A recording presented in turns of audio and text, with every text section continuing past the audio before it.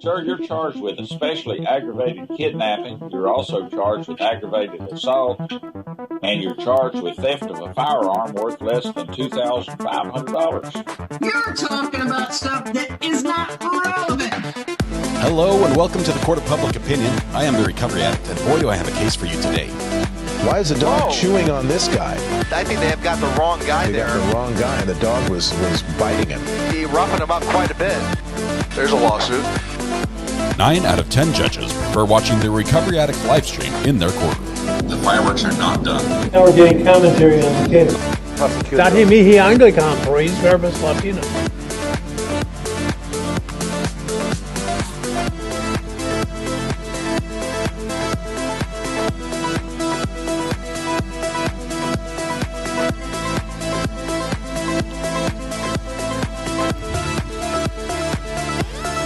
Welcome, welcome, good morning. Come on in, everyone come in. Please take your seats. No pushing. There's plenty of room for everybody. Welcome. It's so good to have you here this morning. Welcome to the Court of Public Opinion. I am the Recovery Addict. It's good to have you here. I have to give a huge shout out to Marilyn Skull. First in chat this morning. And with a simple hi, you have purchased the internet, or you have been penalized with the internet, depending on how you view it. Thank you so much, Marilyn, for being first in chat. You have won, I think, before. So you're, I guess, what do you call that? When you have skills and experience, you're probably an internet ownership expert, is what it is. We could probably certify you as an expert for your previous wins and all your other successes in this area. So thank you so much, Marilyn. We'll box it up and email it out to you right away. We're going to then unceremoniously take it from you and re-gift it later this afternoon, because that's what we do. Good. Okay, wonderful. I'm sorry. That gets me every time.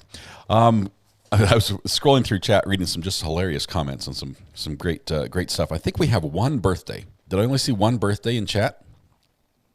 Is that CC? Is there anyone else other than CC with a birthday today? I'm not a cat.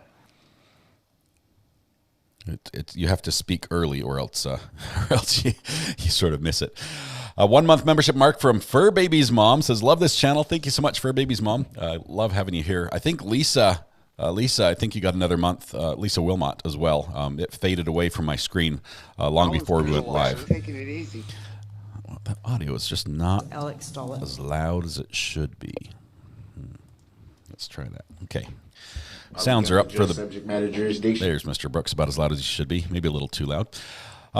Let's see. We're going to scroll down to the bottom here and work our way back up like we did yesterday. So we can everyone put your hands in the air like you just don't care, and we'll go ahead and call out the the attendees.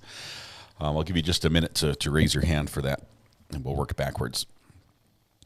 I have to say I'm still waiting to coordinate with Dr. G on a schedule, because we may have an issue with my power being cut off briefly, and I don't want that to interfere with the interview.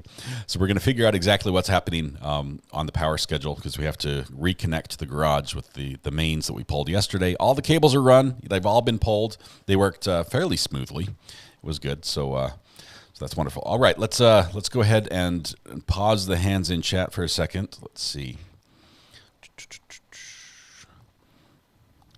Is Dr. G in the house already? I owe him an email right now, so I would feel really bad if I owe him an email. Anyway, okay, we'll get that sorted away. So let's see. Buffer, slow chat, please. Type slower. Does that work? Just type slower. Does that not fix the chat problem? We're gonna slow it down just a little bit. Let's try right here. Okay, it's slowed down just so we can read a tiny bit. Okay, I'm going to stop from where I slowed it and go backwards. So good morning to Misbehaving. Welcome, good to have you here. Grandkids galore, Aaron Evans. Oh, I'll put your names on the screen too. How about that? Misbehaving, Grandkids galore, Aaron Evans, Karen Lavia. Alex stole it as well. Beth is here. Carrie Eichner. Welcome, Carrie. Silly Claus is here. Lisa Payne, good morning. Carol Gerald. Nancy B is in the house. Cheryl's, Gordon, Cass. Let's see. Lourdes Perez, welcome. Excited Utterance, good to have you here. Thanks for joining us over on Facebook as well. It's awesome to see you over there.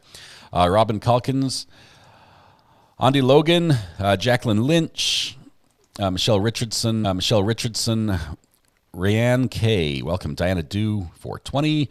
Connie Hegner. Welcome. Eddie says, pass around the hot chocolate, please. Take one, pass along. Jolene Gutierrez Kruger.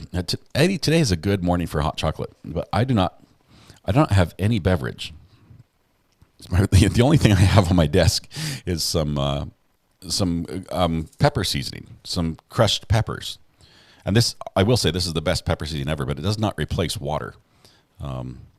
This is for those that like pepper. Maybe one day I'll tell you what this is, but it will change your life as well. Like the pickles change your life, the red peppers will change your life as well. It's the best. Lizard, welcome to the gallery. Good to have you as a member.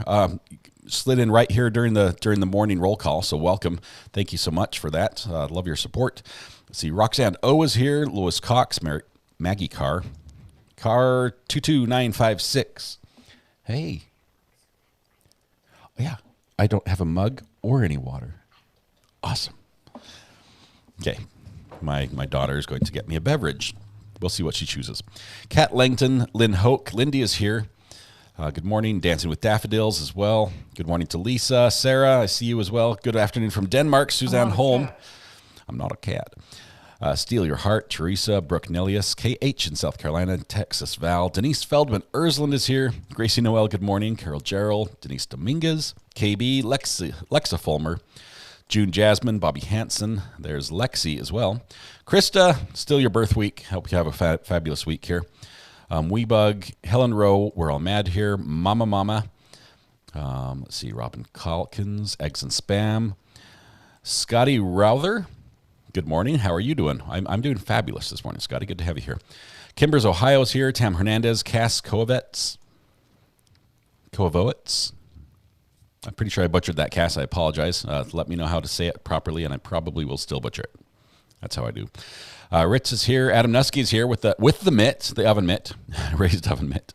Is that the direction you wanted it, Adam? With the thumb up. Ohio Mama, welcome. Ooh. Thank you. Have a good day. She brought me water in the red mug.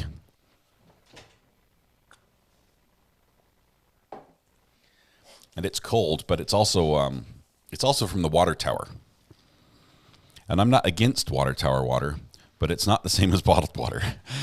Anna Zelia, welcome. Zenz, welcome. Zenz, good to have you here. Shout out to you as well. It's Georgia, right? Is it from Georgia? Oh, I don't remember the state. Shout out to you anyway. Jay Hughes, Pauline, welcome. Amanda G. Jomo, welcome. Mr. Drafer. Is my birthday today. Okay, Mr. Drafer. Ooh, Mr. Drafer, hang on. Okay, we've got Mr. Drafer and CC. Back-to-back birthday people. Krista, Dawn is here. Horse tea and bananas is here. Em Elizabeth, Backwoods Nation, Lynn Hoke, Babs09, Lawnerd, Amber.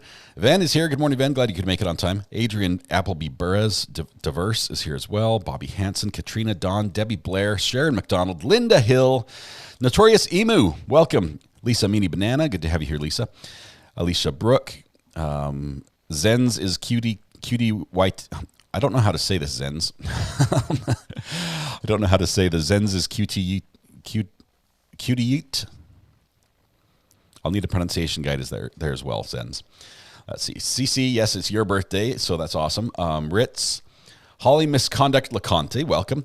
Mammy P. Krista is here with the squirrel. We're all mad here. Carrie B. Anna Zelia. Amanda G, Alicia, let's see, Carissa K, Debbie Blair, Ritz, Lisa Wilmot, we got you earlier, I saw you. Joe Mo, I think you changed your name. Did I see that? Somebody Joe changed their name. Jen D, good morning. Alicia R, Crochet Addict is in the house. Deanna the Audio Bird, Amber Swecker, Krista, Baseball Dad 1007, Lexa Fulmer, Patricia Farah, Gerda D, Texas Val with the Cash Babies, a whole bunch of Cash Babies, lucky. Carrie B, Carol Gerald, Leonard Amber, Amanda G, Debbie Blair. I am Omni 008. We're all mad here. I think we're getting up to the top of the hands here. Baseball Dad 10 Got Alex you baseball stole dad it as 1007 well. already. Dusty Den, also with Cash Babies. Excited Utterance has a lawsuit for everybody. Jade Mowry, good morning. Glad I made it to the opening music. Such a good jam. It is a good one. We play it on the outro as well, so stick around for that part. It's also fun. Rich is here. Diana Tessier. Mr. Upper Torso says, Recovery Deck, today's the day. I think it's expert time. Let's get ready to rumble. There's a good chance. We're going to hear from Mr. Upper Torso today on the phone if it's expert day. So we'll see how that goes. Stephanie Carlson from New South Wales. Is that what it is? NSW, Australia? I'm trying to remember the divisions of Australia, how it's divided up. Is it the state or the region? My son went there for a little while, and I don't remember. Beth, good morning. Baby Bear as well. Cece says, it's my birthday today. I'm looking forward to hearing you. Cece, I'm just glad you and Mr. Drafer chose to spend your birthday here. Bring the jury. Misbehaving, welcome to the gallery, as well as Deadhead 420. Again, new color change on that. And we have Gone Girl as well, new members. And I've got a buffer sound, which means I missed something. Let's see. Where is the buffer sound? Always comes, let's see, buffer alert, CG. Okay, so CG and CC? Or is it just, so we've got CC and CG with birthdays as well as Mr. Drafer. Can somebody confirm that? Taking it easy. CC, Mr. Drafer, and CG. I should know CG, I'm sorry. All right, so we're gonna do some birthdays for that. I think we've gone far enough back to say hello to most people. We've missed a few of you, and I do apologize for that. Hold Your Horses is here. Andriel Hillis, welcome. Michelle Ara. Kib Kitty is here as well. Let's see. Cashette. Good morning, Cashette. Barb Krakowiak. Is that close, Barb? CC, I think it is your birthday as well. So we have 3. Variety Davidson. So it's a beautiful sunny day here in the Isle of Wight, UK. I used to have a bank account there many years ago. It was my only offshore bank account. But I don't know where it went. I might still have one with like $3 in it or something, or I guess it was pounds when I had money in there. Let's see. Francis Watts. I should probably be reporting that to the IRS or something. It might have like ballooned in interest, and I have like a wealth of funds over there. I never had much money in that account, but it'd be interesting if there was some. Not today. Satan just gifted a membership. There's a lawsuit. I might be in trouble. I don't believe I ever reported that on my background investigations, that I had an offshore bank account. I don't even know if it still exists. If somebody maybe you can tell me. In the Isle of Wight, Verity Davidson, I think it was a Bank of England sort of affiliate or Bank of England directly, but I had an Isle of Wight bank account. I'm not a cat. I don't even remember why I had it, honestly. I think I opened it, and I never did anything else with it. So maybe they just shut it down for inactivity, and it wasn't a problem. But it never showed up on my background check, and I've never thought about it since that day until today. But you said Isle of Wight, and I'm like, oh, I've got a bank account there. Carol says, thank you for the shout out. Anytime. Good to have you. Let there be rain for my favorite YouTube channel. I'm ready for today. I am ready for him today, too, as well. Thank you so much for the generous super chat, Andy Logan. Appreciate that. You're amazing. It's going to be a fun day. We're getting close to the end of the prosecution's portion of the trial, which unfortunately means we're getting close to the end of the trial because we'll have to move on to something Good else. Mernkin and happy birthdays to the BDPPL Red Heart. Let no dead horse go unbeaten. Let's see. Roberta, good morning. Everyone from Missouri Rear. Can't wait for court to start. Recovery Addict, thank you always for being here so we can watch court with you. You're awesome. Thank you, Roberta. Appreciate that. Let's see. Water. I've got a little bit of water. I'm not sure who just did the last comment. Oh, it was Clan of the Cave Bear. Thank you very much. Good Mernkin and happy birthdays to the BDP people. Thank you, Clan of the Cave Bear. Appreciate the super chat as well. Good to have you here as well. Let's see. Kelly Barton's here. I might have missed just a couple of you. My Girl 259, welcome from Pennsylvania. Susie, Tamara Collin. Bella says, thanks for commenting on my picture on the burner. Kicking back, taking it easy. Love that. Let's see. I will say, I do apologize. I have a lot of people reach out to me on the burner phone, And when I started, I told you I'm going to reply to every single person personally and have a conversation with everyone. And I still try to do that. It's just it takes longer to catch up. Sometimes it's like in the middle of the night when I can't sleep. I'm like, I'm texting you guys back, and I'm sorry I'm waking you up wherever you are. But I'm like, I still try to respond to every single burner phone message. Emails I'm not so good at. Emails I make no promises. I will say Jeff, the clown. I can't remember your full name. He joined yesterday as a member. He has the scary clown picture in his profile. Sent me an email. He actually sent me a link to Gannon Stauch's YouTube account, where he had posted one video about 3 years ago, and it's him and his friend playing Sonic the Hedgehog. I believe in Gannon's room.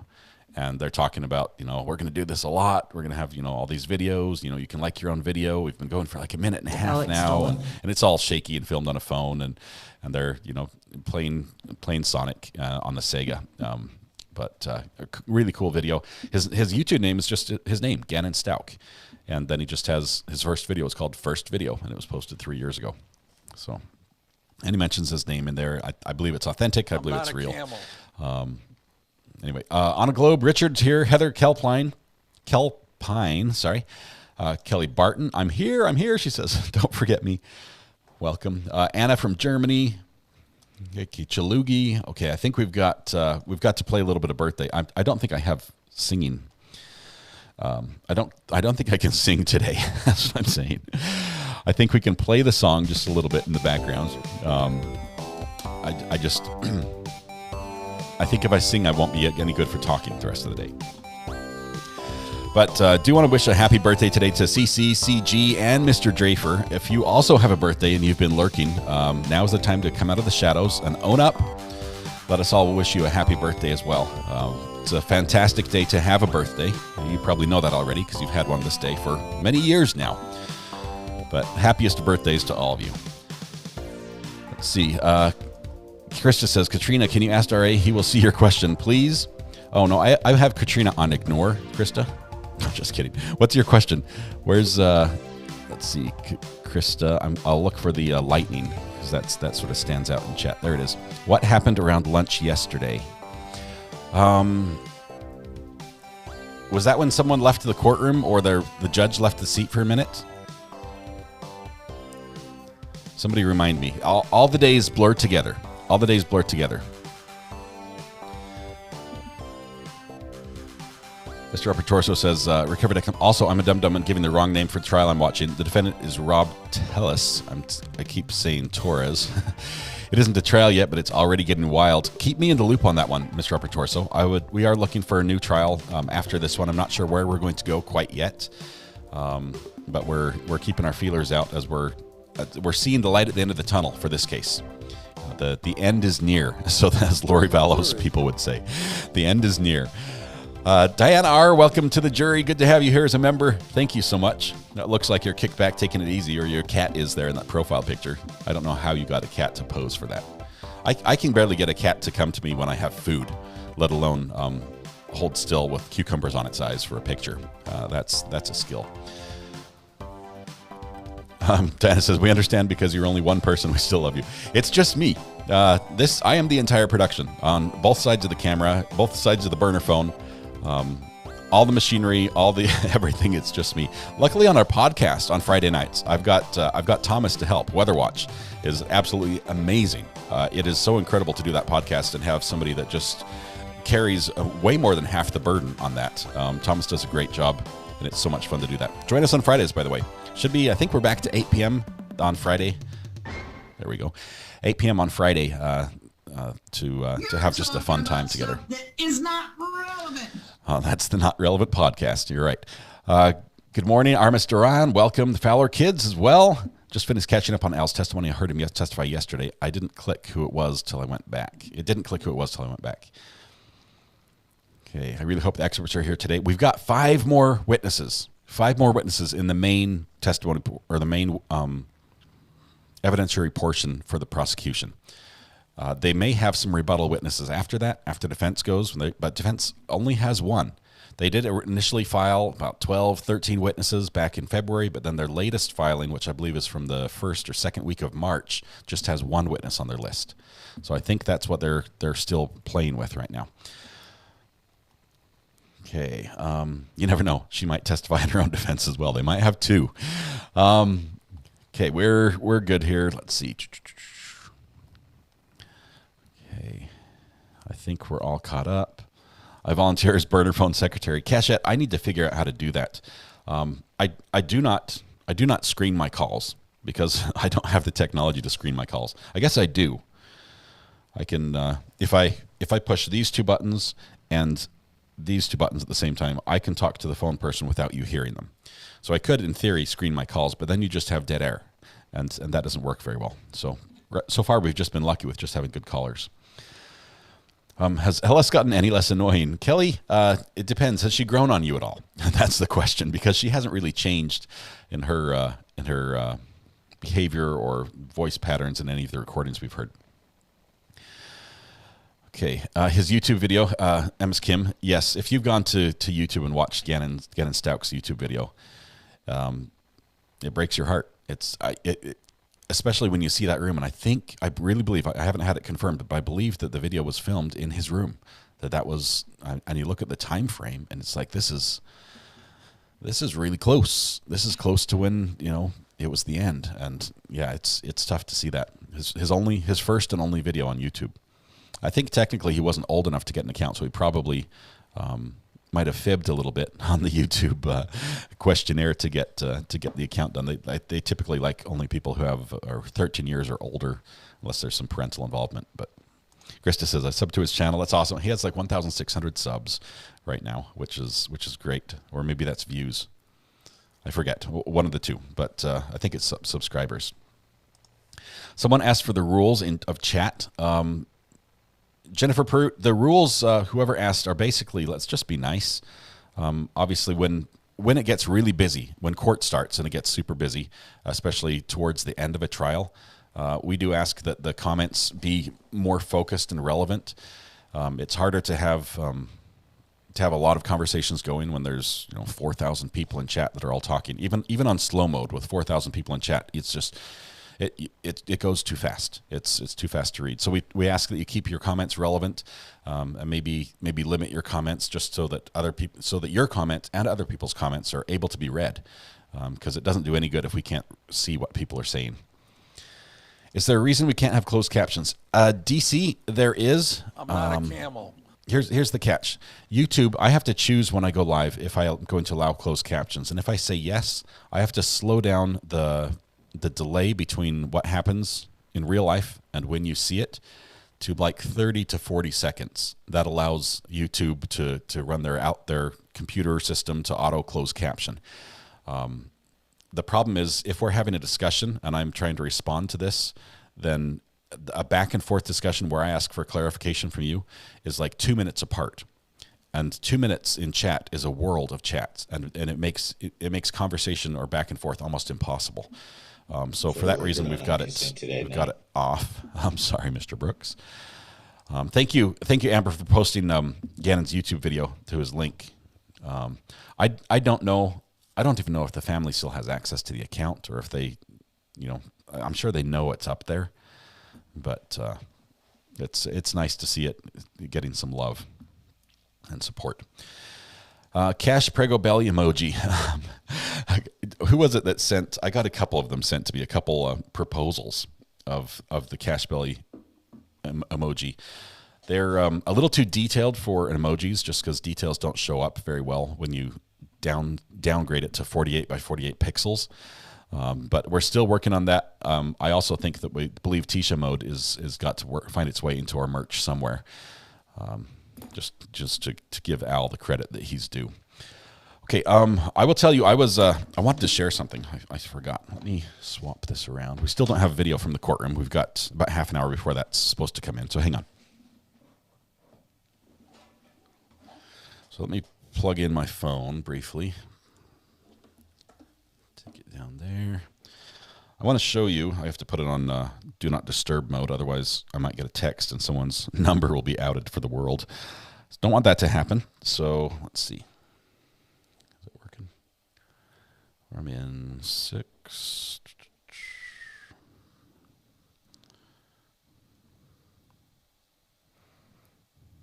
Okay, so I need to turn on Do Not Disturb on. There we go.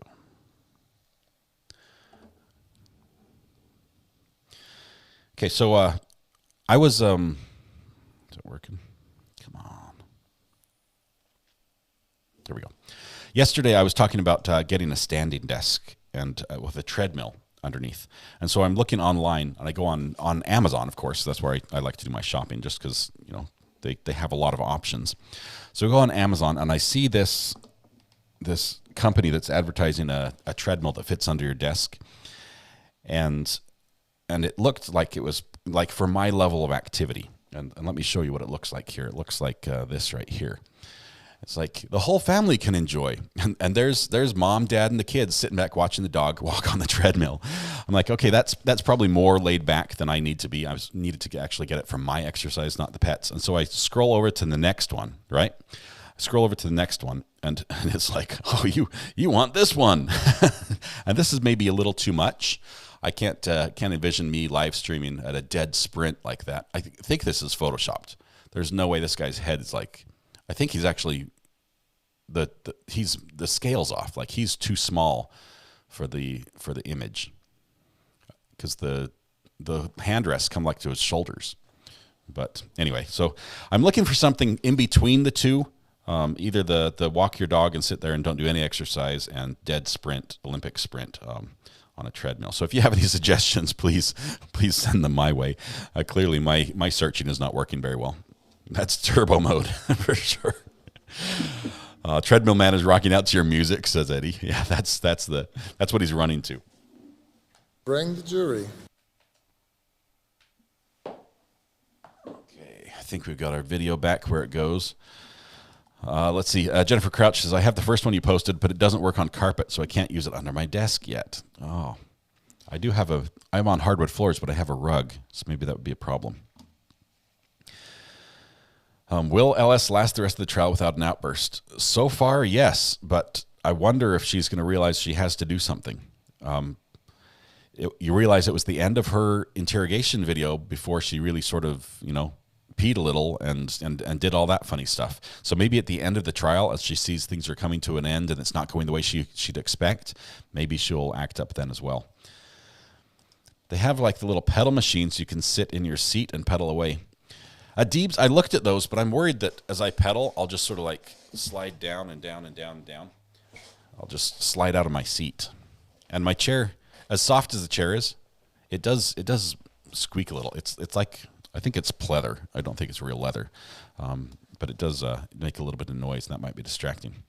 Maybe if the pedals, Deebs, were tied to a generator that powered my equipment. So if I ever stopped pedaling, the live show went down. Maybe that's the incentive I need to exercise. Could we find something like that? Treadmills are just expensive clothes hangers. WV, I've had a treadmill before, and I think you're right. Amber's on the phone. Let me see if I can bring her in here. Just one second. Amber, can you hear me? Good morning. Good morning. How are you doing? You sound quiet. Doing all right. How are you?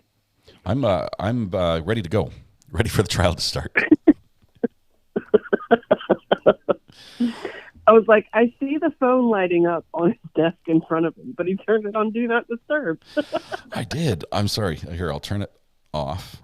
It was just fortunate that I saw it, actually. I'll turn this on and that on as well. Okay, now we're good. All right. I thought it was. So, two things for the reason I'm calling. One is I sent you a DM, which I meant to do yesterday when you first mentioned the treadmill under the desk thing. Okay. Because I actually just did this because I work from home. And I sent you the one that I got. Okay. And it's been fan-freaking-tastic. And it's also suited for my husband, who is a little bit heftier than I am. You've got me in mind. Thank you. Yes. I hope to not be this hefty. That's the whole goal. I'd like to drop an X before my shirt size, I think that would be wonderful. Right. I'm with you. So because you don't want to get one of those, the walking mats is what they're called usually when you go to look for them. I wanted something I didn't have to worry about the handle bar or like the top railing piece for, to interfere with my desk and all of that. So usually they're called walking mats, but this one you can take the hand railing, you can move it up and down and all that. And I think it's actually Bluetooth and all sorts of crap, but it's wonderful. I absolutely love it. I could tie it into the display so we could have on the screen how many miles I've walked or the speed I'm going. And if I ever get lazy, you guys would be like, hey, back to work. Yeah. So, I like where you're going with this. This would be awesome. We can keep you accountable. Absolutely. You know what? If it's a smart treadmill, I could actually rig it up so that on command in chat, you could change the speed of the treadmill. I'm not joking. You guys could do this. You could make me do dead sprints by doing the right command. I'd have to tie that to a super chat. There's no way I'd just give that away. But let's not do that. Let's not do that. Speed 10 says Adam. He's already. I don't know if you want to give the chat that much power. Oh man, the technology is there. We'd have to think that one through. Lex Luthor, what time does trial start? Do it. We start in half an hour, Lex. We just got a little bit of morning catch up. Morning catch up before it starts. We just have a little lightheartedness, usually before the heaviness of the day. So it's just a fun start to the day. Speed up Amber's laugh. I sent you of that treadmill, the link to it specifically. It wasn't super. When I say it wasn't super expensive, I mean, it was still kind of expensive in my opinion, but it wasn't the $600 treadmill that you usually see. I was like, there's no way. I don't know that I would use it. That's my concern as well. I'm like, hey, it's cool that I have it, but it's too hard to do. I have to figure out how to, because first of all, from sitting to standing is, I'm about 6'2". Okay, so I'm not short, and so there's a big difference between sitting and standing, which means my back camera has to be attached to the desk, and it has to raise and lower. My front camera has to attach to the desk to raise and lower. My green screen behind me has to be tall enough to be able to handle the change, as well as my lights. It's more than just the desk. I've got a lot to figure out how to make it work, but we'll get there. Well, I mean, that or I just have to exercise like everybody else. So why should I be able to sit here and exercise when everyone else has to go to the gym or, break out the treadmill in their exercise room or something? But right, but see, the issue is that you're always working, which was my problem too. Is I'm not in the clinic anymore, so my work is sedentary now at home. So usually I don't have any time to go walk my neighborhood or go to the gym because after I get off of work, I have to be a mom and a wife. Yeah. So those are important. I don't have time to exercise except for when I'm at work. So it had to work for me at work. So I'll also send you the link to the desk that I got my husband because it's actually a hydraulic desk. I like that. That you can push the button and it changes. Yeah. Okay, Amber. Mm-hmm. I promise to read your email or read your direct message. I have not read it yet. I apologize, but I'll take a look at it and we'll see what we can find. That's okay. Yeah, I'll send you the link to the desk too, just so you have it if you need it. So the second thing I wanted to talk to you about was I got caught up on this Cash Baby. Yes. What was your reaction? We have a Cash Baby emoji. You know that, right? I do. Okay. I do. So in and amongst all of my web sleuthing that I do, I actually discovered that it seems like she has stolen that story from 2019. Yes, ripped from the headlines. I don't know where she saw that actually happened somewhere. Which makes it even more believable, right? She's like, yeah, you can read about it in the paper. See? Oh my gosh. You can buy fake pregnancy bellies I don't think they're designed to hold cash, but I guess you can modify them. But and maybe she was telling the truth all along. This was the story. We just didn't believe her. Oh my word! Yes, everybody in the chat, they're saying it's actually real. Yes, I actually posted the link. It's actually a Facebook link, but I'll find the actual link to the article itself and post it back in the Discord. I know I shared it in our mod chat and said, "Is this real life?" Yep. Crazy. But yes, it is real. It was actually connected to the Mexican cartel. Imagine that. Wasn't that story too? She was quoting the story. She wasn't telling what happened. She was just reading what was in front of her. She's like, "Oh, here's the newspaper." Yeah, but that's plagiarism. She didn't even at least credit the AP, give the byline or something. But she didn't even give it a footnote. Nothing. She owned that thing like it was hers. But that's funny. Amber, awesome. Thank you so much. I'm glad you're caught up. Hopefully, glad you got to hear the Cash Baby. We'll see what happens today. It's probably going to be a little bit more analysis of some of her stories. Maybe we'll see. We'll see.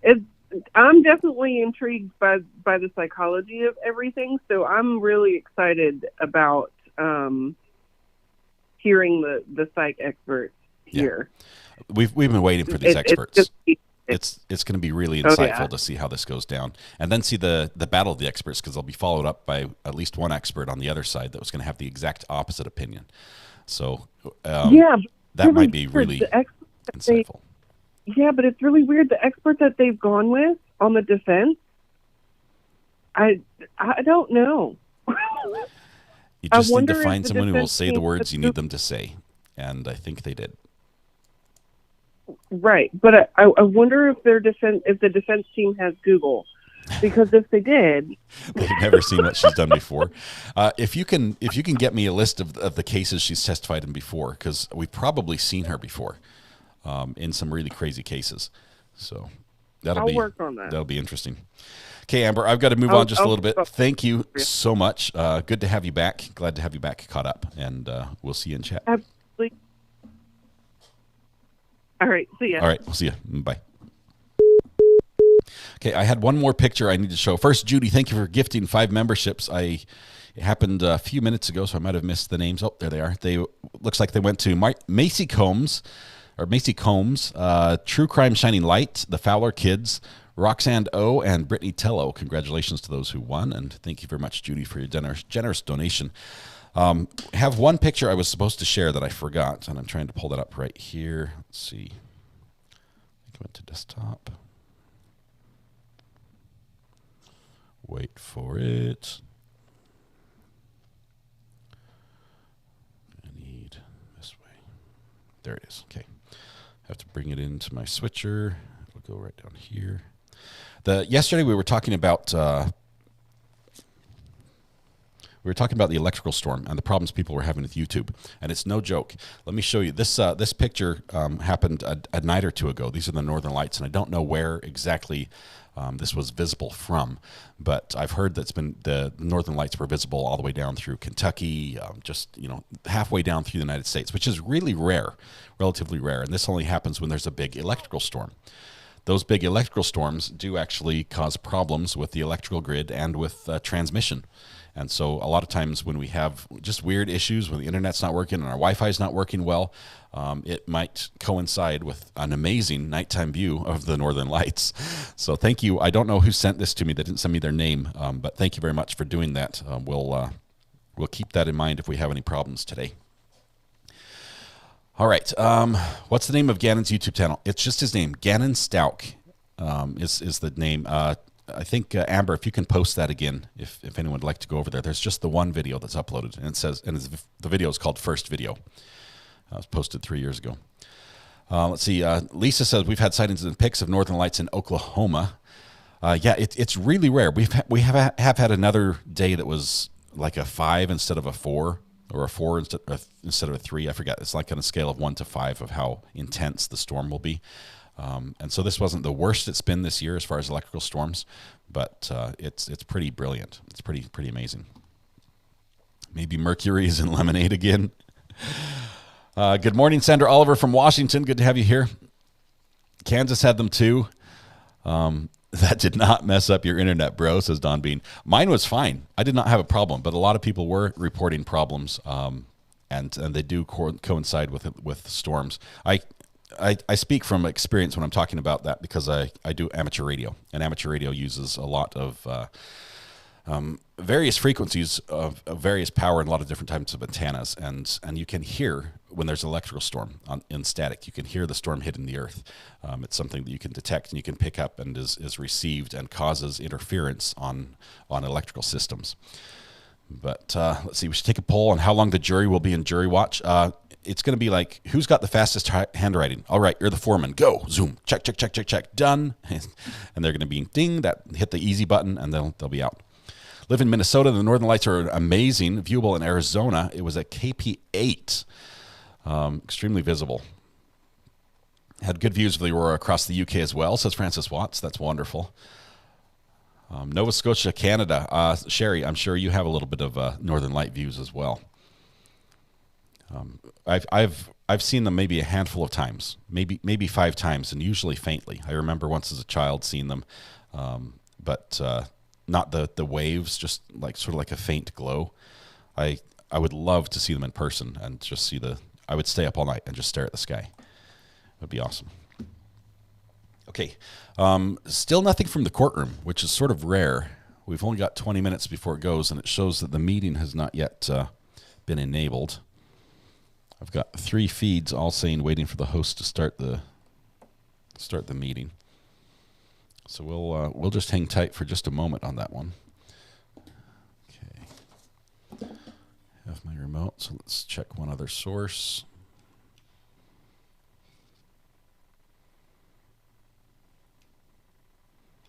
Okay, that's going to go there. Okay, everybody's waiting. It's a big waiting contest. Who is set to testify today? Any idea? We have 5, Golden Gold, we have 5 people, probably, we know an expert from Hawaii. We have 2 people from the East Coast. I think that might be all for today. And then they have, there are only 5 witnesses. So we have those 3 and maybe 2 more. Obviously, we have Thursday off. They're probably going to end early on Friday, but defense is not ready to begin their portion until Monday. So we won't have defense until Monday. We will probably do Friday afternoon with jury instructions, just sort of get that out of the way, maybe excuse the jury early and go over a little bit of that. See those Northern Lights off and up in Canada. Cass, that's awesome. I have to get up there. I've got to check that out. From the video, says Cher, okay, Gannon is such a cute kid, quite normal. I remember my boy being enjoying gaming and playing with his friends. Gannon's smart too. She's a monster mom. Prairies in Canada show lights amazing. You've got so many areas up in Canada that are just dark sky that you can get away from cities that it's just amazing. Northern Lights here in Scotland, says Vivian. I've never been to Scotland. I should go. I don't think I'll kiss the Blarney Stone or whatever.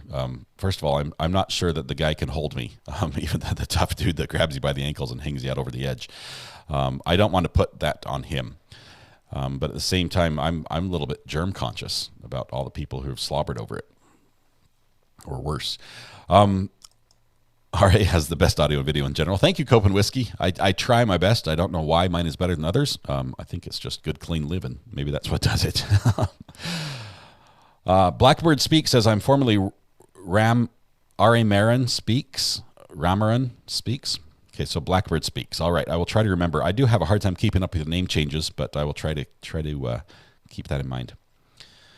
Okay, any questions about the trial as we're getting closer to actually beginning?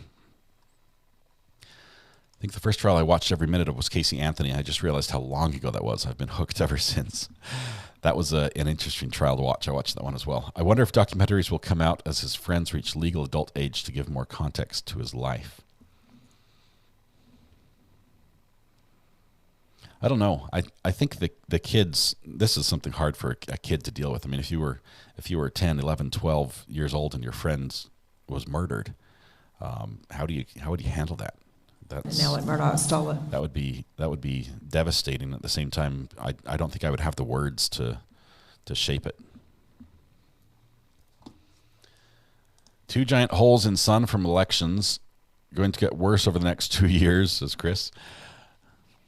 Electrons, I think you're saying. Any mention of a delay because of weather this morning? Elizabeth, let's call the number together, shall we? I was kicked back, taking it easy.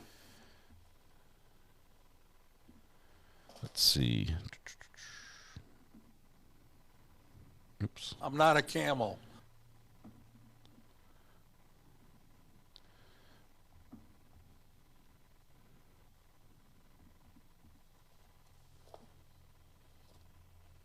Thank you for calling the El Paso County Employee Weather Line. At this time, all county offices will be open during normal business hours.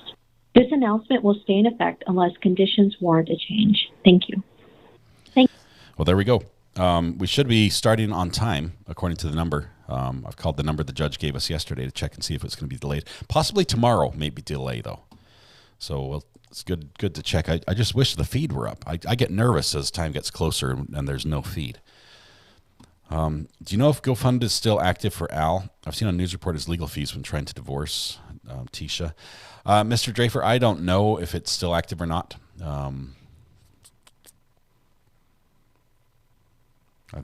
I think that might seem strange. It seems weird timing. Usually GoFundMes are open for like 30 days or something, and the divorce would have been a long time ago. He's remarried and has a child. Notorious Emu says, Recovery Addict, I was never into trials until your channel. Now I'm hooked. I usually watch body cam vids on Only Cops. Great channel as well. I love body camera videos as well. I'm a big proponent of better technology in body camera videos. The technology is there for better audio, better stabilization, a lot of things. And I realize that they don't want to do that in part because it's processing a video that's used as evidence, and so in a way it's sort of changing it. But I think there's a way to record original and processed video and keep both side by side. And I think as for body cam, I think that's where we should go next as far as technology. Can we see her getting served divorce papers in jail? I don't think they've released that video, have they? I'm not sure if there is a video. Melody says, Dr. Gimmett from Hawaii, previously worked State Mental Hospital. Kevin Joyland, FBI. Dr. Moore from the jail, now on East Coast. So those are our 3, Melody, thank you for that. Those are our 3 from 3 witnesses we expect to hear from today. Maybe in that order even. Thank you, Melody. Appreciate you having the scoop on that one. Let's see, any other questions we can answer here? Can I blame this weird weather thing on my bad mood? Need an excuse, says Ella. Sure, go ahead. I'll give you permission. Blame the sun. Okay, I think we're all caught up. Did anyone else hear the news yesterday and hear the documents showed up on Discord in the public domain? Cass, are we talking about this trial or is that a peripheral topic? I'm not sure which one it is. Let's see. Somebody just sent me a text. Wait for it.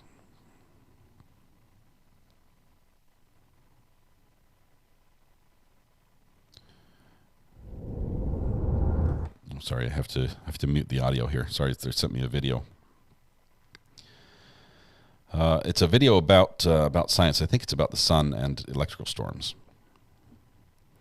It would definitely get me a copyright strike if I were to play it. I can't do that, but I'll check it out when I have a second. Thank you for that. Snow predicted heavier in northern El Paso County on the Palmer Divide.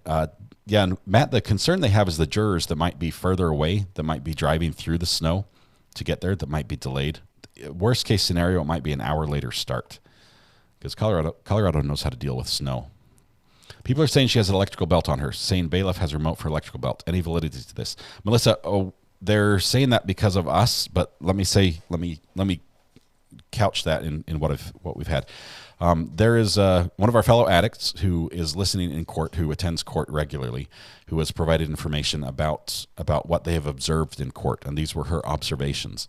and she says that her hair is extra greasy. It's greasier than it looks. It looks like she has a bald spot in back. Just little details that she can observe from the gallery. She says the small book she's reading is the Bible. The large book she's reading says FBI Stauch on it. That she heard the district attorney mention that Letecia has a stun belt on. I'm not sure if it's a stun belt or a stun anklet or something. We've seen her reach down and sort of scratch at her ankle a little bit or adjust something, so it's possible she could have something down on her ankle. In the U.S., in most states, it's up to the judge if they want to implement something like that. So it's possible. We've seen it before. Darrell Brooks thought he had one on, but he didn't. It was just like a leather shackle, and oftentimes the shackle waist belt usually is worn outside the clothes, not underneath. That's why I think it might be something on the ankles, but it's generally not a stun belt. When there is a flight risk, though, that would be a higher chance of somebody wearing an electrical shock device or somebody who's acted out in court previously. There have been cases where judges have used that as a punishment for people, have shocked them because they refused to participate properly in court.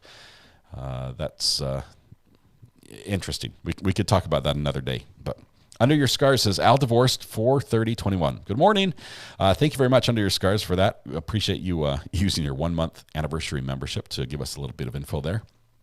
Yeah, that's why I was surprised about the GoFundMe. I would wonder if it's valid. I would obviously check and see if it's valid. Sometimes people will try to capitalize on news events improperly. But are the oven mitts coming out today? Maybe so. You can at least use them in emojis. Okay. Let's see. All right. Still nothing from court. I'm just a little bit nervous. Judge got taken off belt because of ordering shock belt for someone, so they think they're reluctant to use them. They're a mix right now in the U.S. There are some states that are pushing to ban them. I think internationally there's a movement to get away from using them. There's obviously some pending trials, I believe, or appeals because of the use of a belt, especially on individuals who are acting as their own defense. That presents some interesting legal arguments there that the fear of being shocked, does that change your ability to represent yourself in the way that you'd like to represent yourself because you might be punished for it, type thing? And is that then a violation of constitutional rights? Manon says, thank you so much for my free membership. Bonjour, Scott. Bonjour, comment allez-vous? Je m'appelle Scott. That's all I know. Good to have you here. Crusoe as well. I've never used my milestone message. Hello. Well, you've used it now. You're probably about to get another one.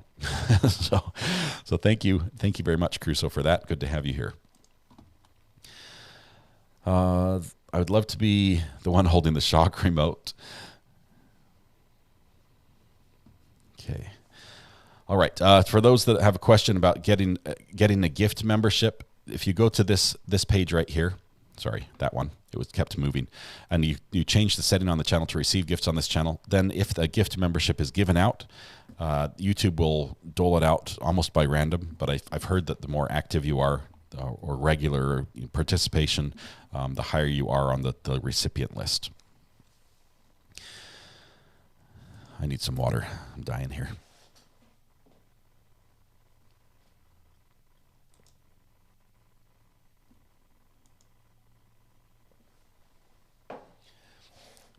Michelle Mo, I missed your 1 month message. I apologize. First of all, congratulations on 1 month. Let me know what your 1 month message is. So nobody talk but Michelle Mo. Let's see if I can find this here. I will find it. I don't know where it went. Let's see. I'm scrolling up to see if it's still on my page, but it's gone. Share it with me one more time, and we'll see. Okay. Check email, and by the way, Harry Belafonte passed. Scheduled today, and we got 3 witnesses for the prosecution. All 3 should be experts. One from Hawaii, at least one from the East Coast, maybe FBI.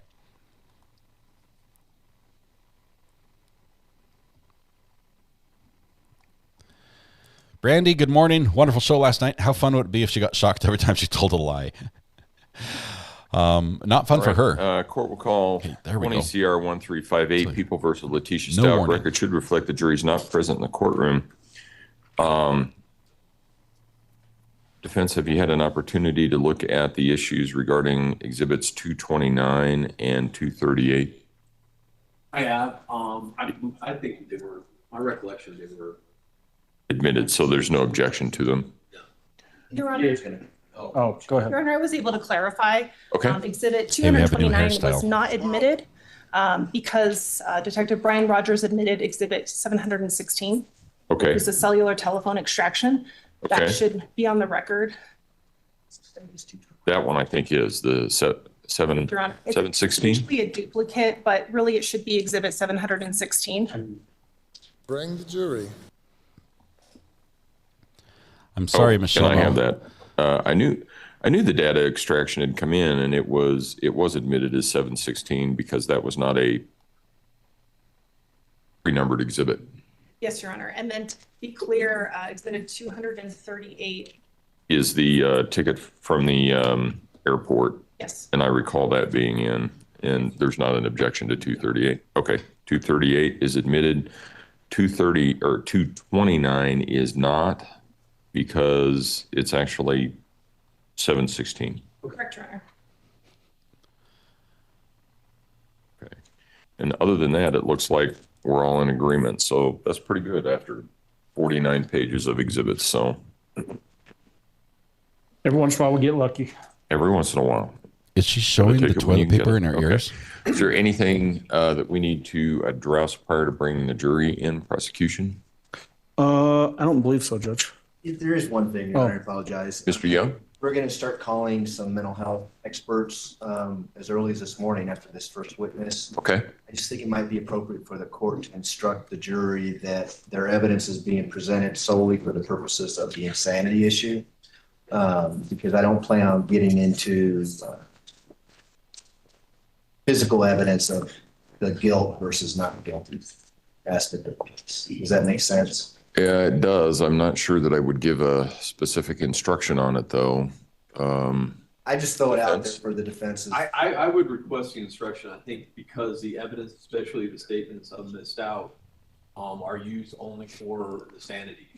It's almost like a 404B instructions based upon the case on so forth since unitary trial. Her statements made to mental health professional only go towards her sanity, not towards the case. That's my position, so I do think instructions. And in addition, Your Honor, I did get a chance to talk to Mr. Tolini this morning.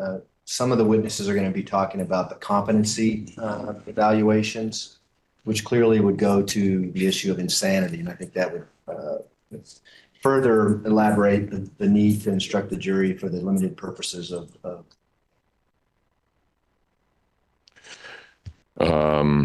I am not familiar with a stock instruction on that. We've had unity trials for a number of years now. Anybody have one? I just would think that if the court said, paraphrase, that the evidence you're about to hear goes to the issue of insanity and insanity alone, or words to that effect. Is that? That would be my request. So something simple like that would be fine.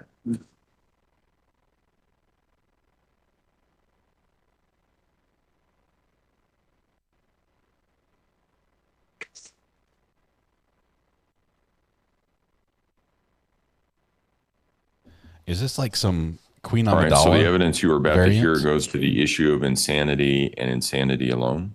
Sounds great. That worked for me.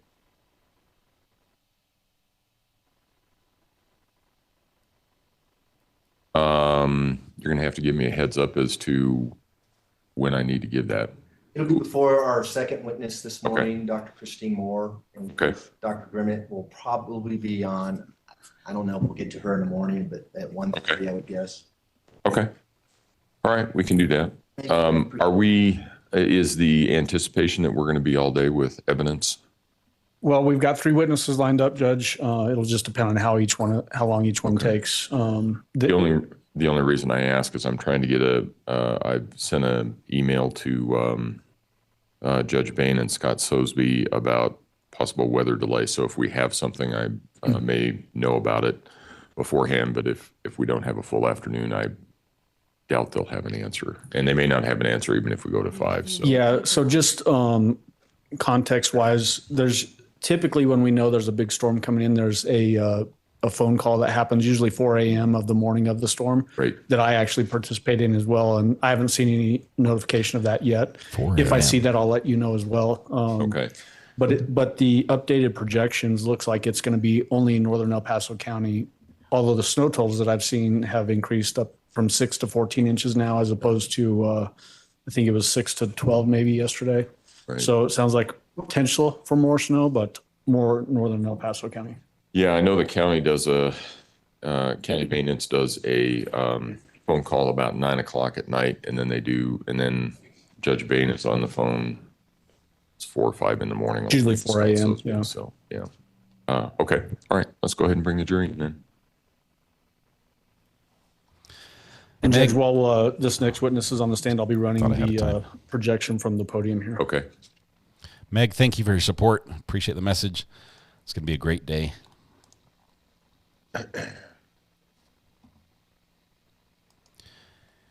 Yeah, I'm not sure if they're braids or just strands of hair. Okay. But this is a new look. Okay. And it exposes her ears, which is interesting. Most of her other hairstyles have not exposed her ears throughout this trial.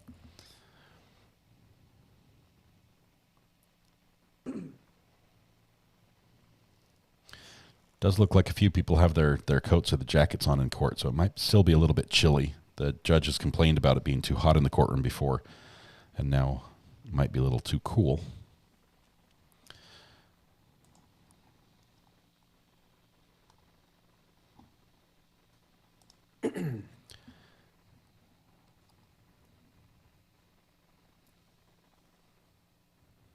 All rise for the jury, please.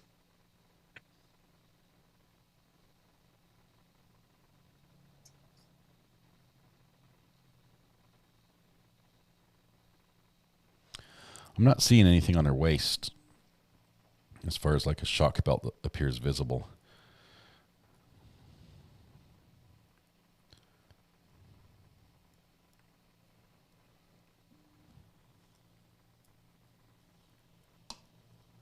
Thank you. May all be seated. Court will recall 20 CR 1358, People versus Letecia Stauch. Record should reflect the jury has returned to the courtroom. Good morning, ladies and gentlemen. Has anything occurred since we were last together that causes any of you to believe you could not continue to serve as a fair and impartial juror in this case? If so, please raise your hand. No response? All right. Prosecution, call your next witness, please. Thank you, Your Honor. We would call Kevin Hoyland. Last name? Hoyland. Hoyland. Mr. Hoyland, if you would step forward and raise your right hand, please. You swear affirm the testimony about to give in this matter will be the truth, the whole truth, and nothing but the truth. I do. Go ahead and have a seat in the witness stand. Please watch your step as you step into the stand.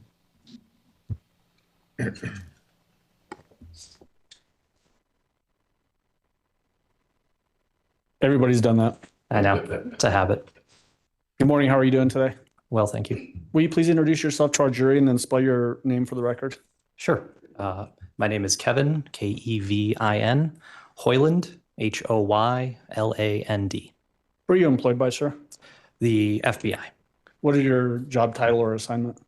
I'm a special agent with the FBI, assigned full-time to the Cellular Analysis Survey Team. How long have you been in that role?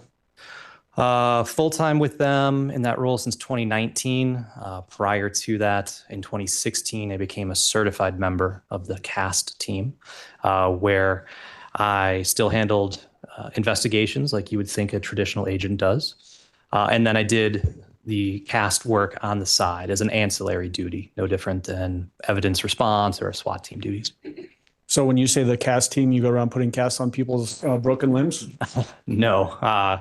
The Cellular Analysis Survey Team is a specialized group of investigators responsible for analyzing phone records provided by the phone companies to understand the general location of where a device was historically when it had made calls or texts. What kind of education do you have that allows you to do that? Do you mean the training to? Sure, yeah. So the training that I went through and everybody goes through to become certified in CAST at the time was approximately 400 hours of specific classroom instruction. That instruction came from other FBI agents, other government entities, vendors in the cellular industry, and then most importantly, CAST receives training directly from the phone companies themselves. So legal compliance, engineers from all of the major companies come to train us, come to our certification to educate us on how their network specifically works. And to my knowledge, CAST is the only unit in the country to receive training directly from those phone providers. When you say vendors, who do you mean by that? Companies that design tools that the carriers may use in their networks. That's primary. Okay. And then you said companies and carriers. Are you talking about companies like AT&T, Verizon, those kind of companies? Exactly. At the time when I went through certification, Sprint still existed, US Cellular. So all of the major providers send their engineers and subpoena compliance folks. So what does that training look like when you get that information directly from the companies themselves? Well, it's unique, and again, in the sense that we're the only group, to my knowledge, to receive training from them. But it's great in the sense that it allows us to formulate really close and strong relationships with the phone companies. So we know their networks inside and out, and so when we see something amiss or askew in records that we receive, we have folks that we can reach out to. Bless you. And engineers that can help us, problem solve or troubleshoot something that might be unique in a set of records. When you say that you receive records from those companies, what kind of records are we talking about? The records that I'm referring to are call detail records. So it's really no different than a billing file or billing statements you may have received in the past. It says who called who, when that call occurred, how long it lasted. And then most importantly, the information that we receive pursuant to search warrants includes the cell tower and sector that was utilized. So that's the piece that's really important to us, because that allows us, when we marry up that cell tower with its physical location on Earth, allows us to formulate an opinion as to the general location of where a device had to have been to use that particular tower. How many people are in the CAST or on the CAST team? Now there's approximately 80 of us, 60 field assets, as they're called, where they split their time working in traditional cases, and then approximately 20 of us like myself who do it full time now. What do we mean when we talk about historical cell site analysis? So historical cell site analysis is a little bit of what I just mentioned. It's taking these records that your phone and network have generated and mapping out the information to, again, formulate an opinion as to where the phone would have generally have been to utilize a particular tower and sector. And there's hundreds of thousands of towers across the US. Each transaction that we see shows the tower that it used. So out of those hundreds of thousands of towers, it only used one, right? And that tower's only located in one spot. So by looking at how networks are configured and where the other towers are, it allows us to be able to, again, formulate that opinion. So when you say that you get specialized training due to your assignment to the CAST team, and I know I keep saying CAST and then team, that's a little bit redundant, right? It is, and I do the same thing. Okay. Right? We're technically a unit now. We've grown so much that we're now considered a unit within the FBI. Well, then I'll say CAST unit. Sure. All right. What kind of training do you get regarding cell phones themselves? Regarding the devices? Yes.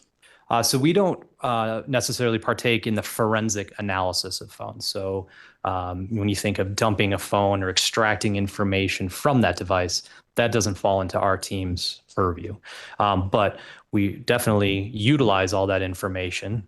Our team is called upon whenever there's a kidnapped child, or we need to locate a fugitive, or try and identify crime scenes that maybe were not known to investigators.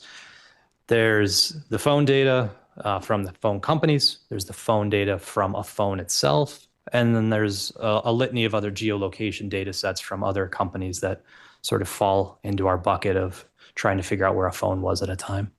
Can you describe in a general sense, first of all, is a cell phone essentially a small handheld radio? That's exactly what it is. So while your phone is on in your pocket or purse or wherever, it's constantly scanning its environment, and it's looking for cell towers associated with your carrier that it sees and takes measurements of the signal strengths from those towers. And this is going on in the background, and it's constantly, ranking which tower and sector is a side of a tower, that it sees as best. So that when you hit send on your phone, your call goes out to that tower that your phone saw as best at that moment in time. That's what gets logged in those call detail records. We see that tower's identifier with that timestamp.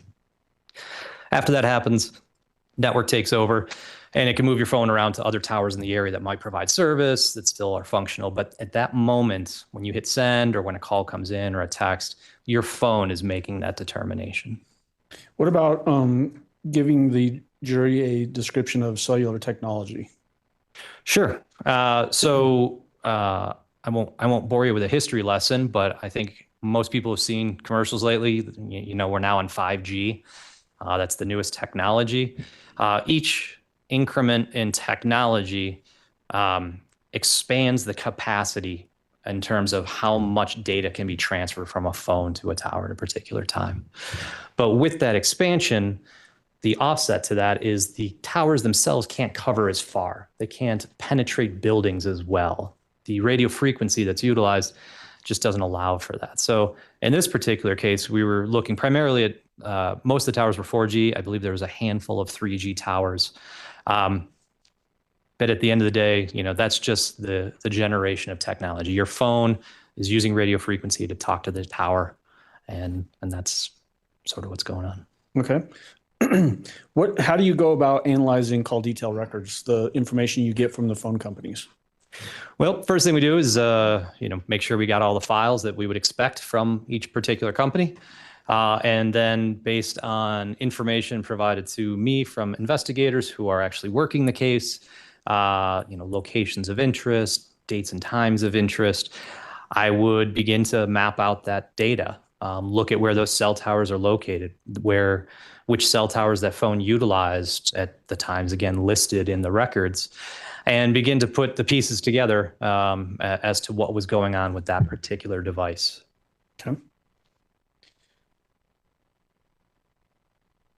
How many separate cases have you worked on where you've had to help the investigation determine location of cell phones? Oh, gosh, cases, hundreds and hundreds and hundreds. I don't keep a list of all the cases I've worked, because a lot of the times it's sort of like a one-off. A local investigator will call and say, hey, I got a set of data, can you help me just understand what's going on? And that would be considered a case, but I wouldn't necessarily have done a product for it per se. It might be a one-off assistance kind of thing. Okay. Do you go through any sort of validation of your analysis of this information? Yes. So before any report is provided, any final report is provided, we go through a peer review process. So I send all the records that I received, that I utilized in my analysis, a copy of my draft report to another CAST person, and all the dates and times, all the information pertinent to my analysis. That CAST asset would then essentially recreate my analysis. He or she would go through and look at all the same records, make sure that everything makes sense, that all the towers are correct, all the directions that sectors face are correct. Obviously, quality control and spelling and stuff like that. But it's a robust peer review process that all the reports go through. After that, he or she and I would then discuss any differences, right, and resolve those before it gets finalized. Okay. Have you used this type of data you mentioned sometimes you'll be asked to look for fugitives or missing persons, kidnapped people. Have you actually used this information to locate people like that? Yes, I have, many times. And that's sort of the bread and butter of what CAST does. As I mentioned, when a kid goes missing in the middle of the night, oftentimes our unit's the one who gets the call to go help locate devices associated with whatever child is missing. When you're saying that you're finding persons this way, the data that you actually look at, the call detail records, does it really just go to a particular phone, not a particular person necessarily? Correct. So the records never say that, so-and-so is holding a phone at a particular time. It just says that this phone number had activity, right? So I can never say that a particular phone was being held by a certain person at a certain time. But we know that the phone had activity because that's what the network had logged. In today's day and age, is it very common for people to carry around cell phones with them almost everywhere they go? Yeah, I have two. Okay. Do you have them both on you right now? I take them off when I go on the stand. They're in the bag. Have you trained others in this technology? Yes, I've led formal training and classroom instruction to over 500 state, local, federal, and international law enforcement partners, and then countless sort of informal trainings at conferences and so forth over the years. Okay. Have you been qualified as an expert witness in historical cell site analysis, cellular technology, and geolocation? Yes, I have. How many times? 36 trials as of yesterday morning in Phoenix. Okay. So you were just in Phoenix testifying yesterday? Yes. How many jurisdictions have you testified as an expert in? Federally, Colorado, Wyoming, Arizona, Massachusetts, and Connecticut. At the state level, Colorado, Arizona, Wyoming, Massachusetts, Connecticut, Nebraska, North Carolina. There might be another couple in there. I don't recall. All right. At this time, I would move to qualify Special Agent Hoyland as an expert witness in historical cell site analysis, cellular technology, and geolocation. No objection. Witness will be so qualified. Looks like Letecia and her lawyer were playing Special Agent tic-tac-toe there for a Hoyland, minute. the case that we've been hearing evidence on is regarding investigation to Gain and Stauch's disappearance. How did you become involved in this case? At the time, I was assigned to FBI Denver's office in the Fort Collins RA, doing the same cast work.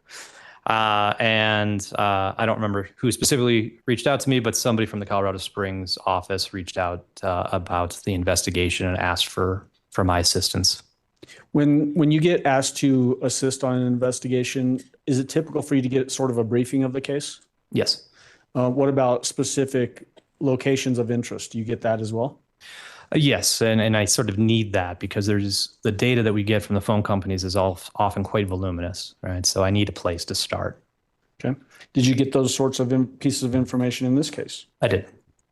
On the desk in front of you is People's Exhibit 293, which in the folder itself is page 1, your cover page of your report, and then pages 9 through 60. Pulled out separately is People's Exhibits 2 through 8. In total, is that your report that you prepared for this investigation? Yes, it is. Is it a fair and accurate representation as to the work that you performed in this case? It is. As far as People's Exhibits 2 through 8, which are pulled out, we intend to use those for demonstrative exhibits. What are those generally? So 2 through 8 in this case is sort of our or my boilerplate slides that go into, again, how networks are designed, how phones work, and also I show examples of what the phone records look like from the different carriers. And does it also provide some educational basis to understand how cell phones and towers interact with each other and that kind of thing? Yes, exactly. And then as far as your cover page and then 9 through 60 inside the binder, what are those? So 9 through 60 are going to be all the substantive slides that I put together, which highlight devices of travel over a period of time, locations of interest, et cetera. Okay. As it relates to that portion of your report that's in the binder, is it a fair and accurate representation of the geolocation work and cellular historical cell site analysis and cellular technology work that you did in this case? It is. Now, at this time, I'd move to admit People's Exhibit 293, which is his cover page of his report, and then pages 9 through 60, which is the maps that he prepared in this case. No objection.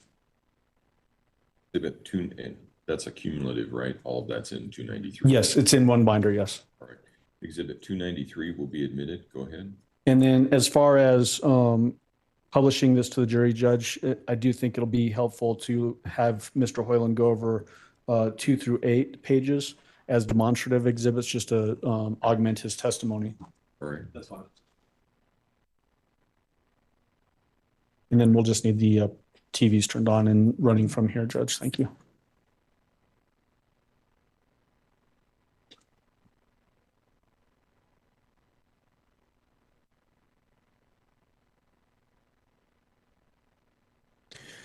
So describe what we're looking at as far as on this cover page. What does this page tell us? Just the old cover slide here talks about the case numbers, both the FBI and El Paso County ones. The date of my report was finalized in January of 21, and that it's just related to the Stauch homicide. Okay, page 2. What does page 2 tell us? So page 2 is sort of the beginning of some of the boilerplate slides. This is a brief overview of the investigative information, the purpose of the analysis, which again was just, as sort of discussed, I was called upon to help with the phones to try and identify where Gannon was located. And then the methodology. So briefly, I touched on that. Phones connect to towers, and that radio frequency is what is used to exchange that information from the phone to the tower. Based on the locations of those towers, which are provided by the phone companies, we can map all that out and start to see which, the locations of where towers were utilized to inform an opinion as to the general location of a device at that time. Okay. Judge, it may be helpful. Would you mind if I turn off the ring lights? Just so. That's fine there. Yeah. The 2 green dots.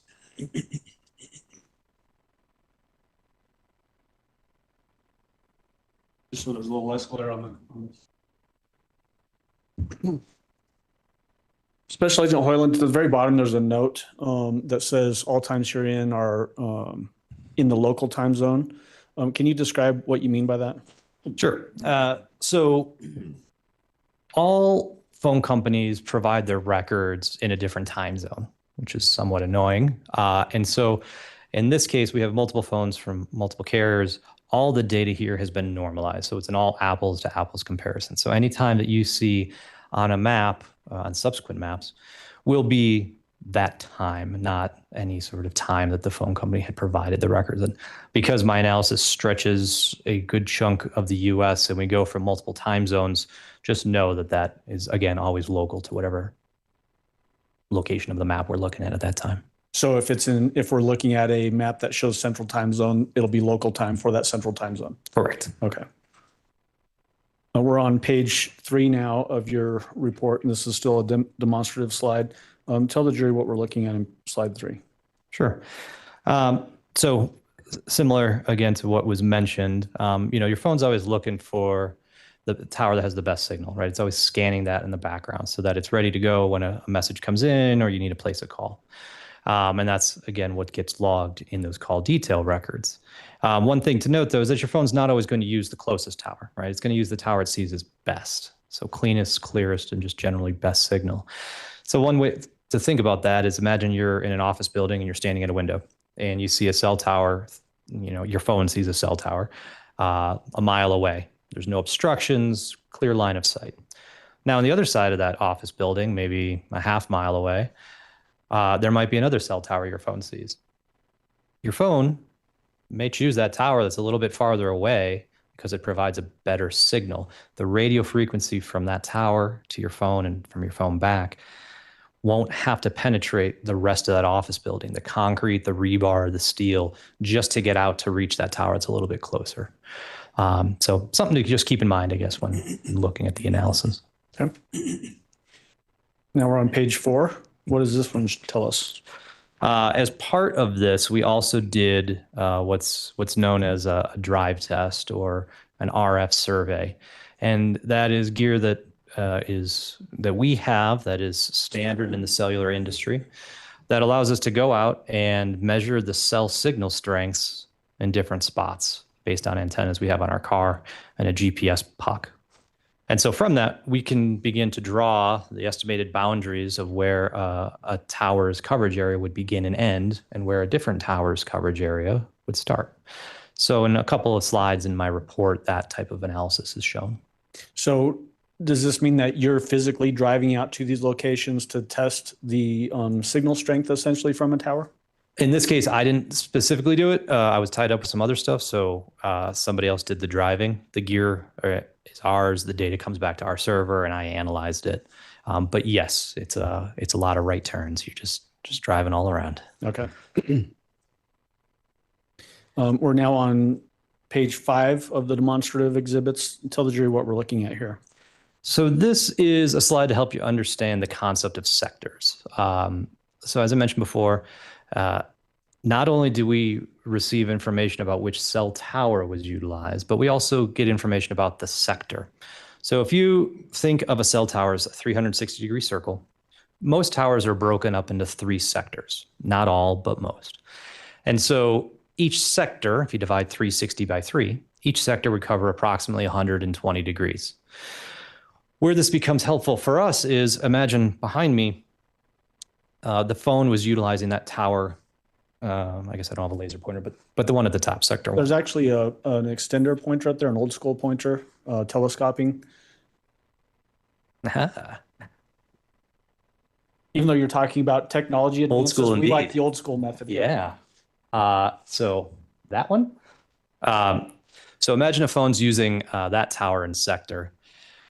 Well, we know that the phone is not going to be down here, right? Because it would choose that sector. And it wouldn't be down here because it would choose that sector, right? So it helps us better narrow down the location or general location of a device relative to that tower. And again, all of this information is provided by the phone companies. They're the ones who decide which direction these towers face, because they don't all face 0, 120, and 240. Each sector can face however they want to configure it. But it's this additional information that really helps us narrow down in our analysis. On page 6 of the demonstrative exhibits, tell the jury what's depicted here. Sure. The big takeaway on this one is this pie wedge looking thing up on the top.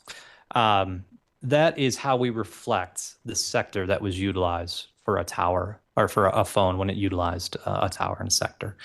So you'll see that sort of pie wedge shape all over my reports. The other thing that's important on this is don't mistake that little yellow filled in area as the coverage area. That's not what it is. It's merely to help you understand the direction that pie wedge faces. Okay. Now we're on page 7. Tell the jury what we're looking at here. So in this case, this slide, this is just an example of some Verizon call detail records. As I had mentioned before, these are really just billing statements, right? It just shows your phone's activity. But off to the right, you start to see, and I guess I'll keep going back to the pointy thing. You got your cell sites listed there.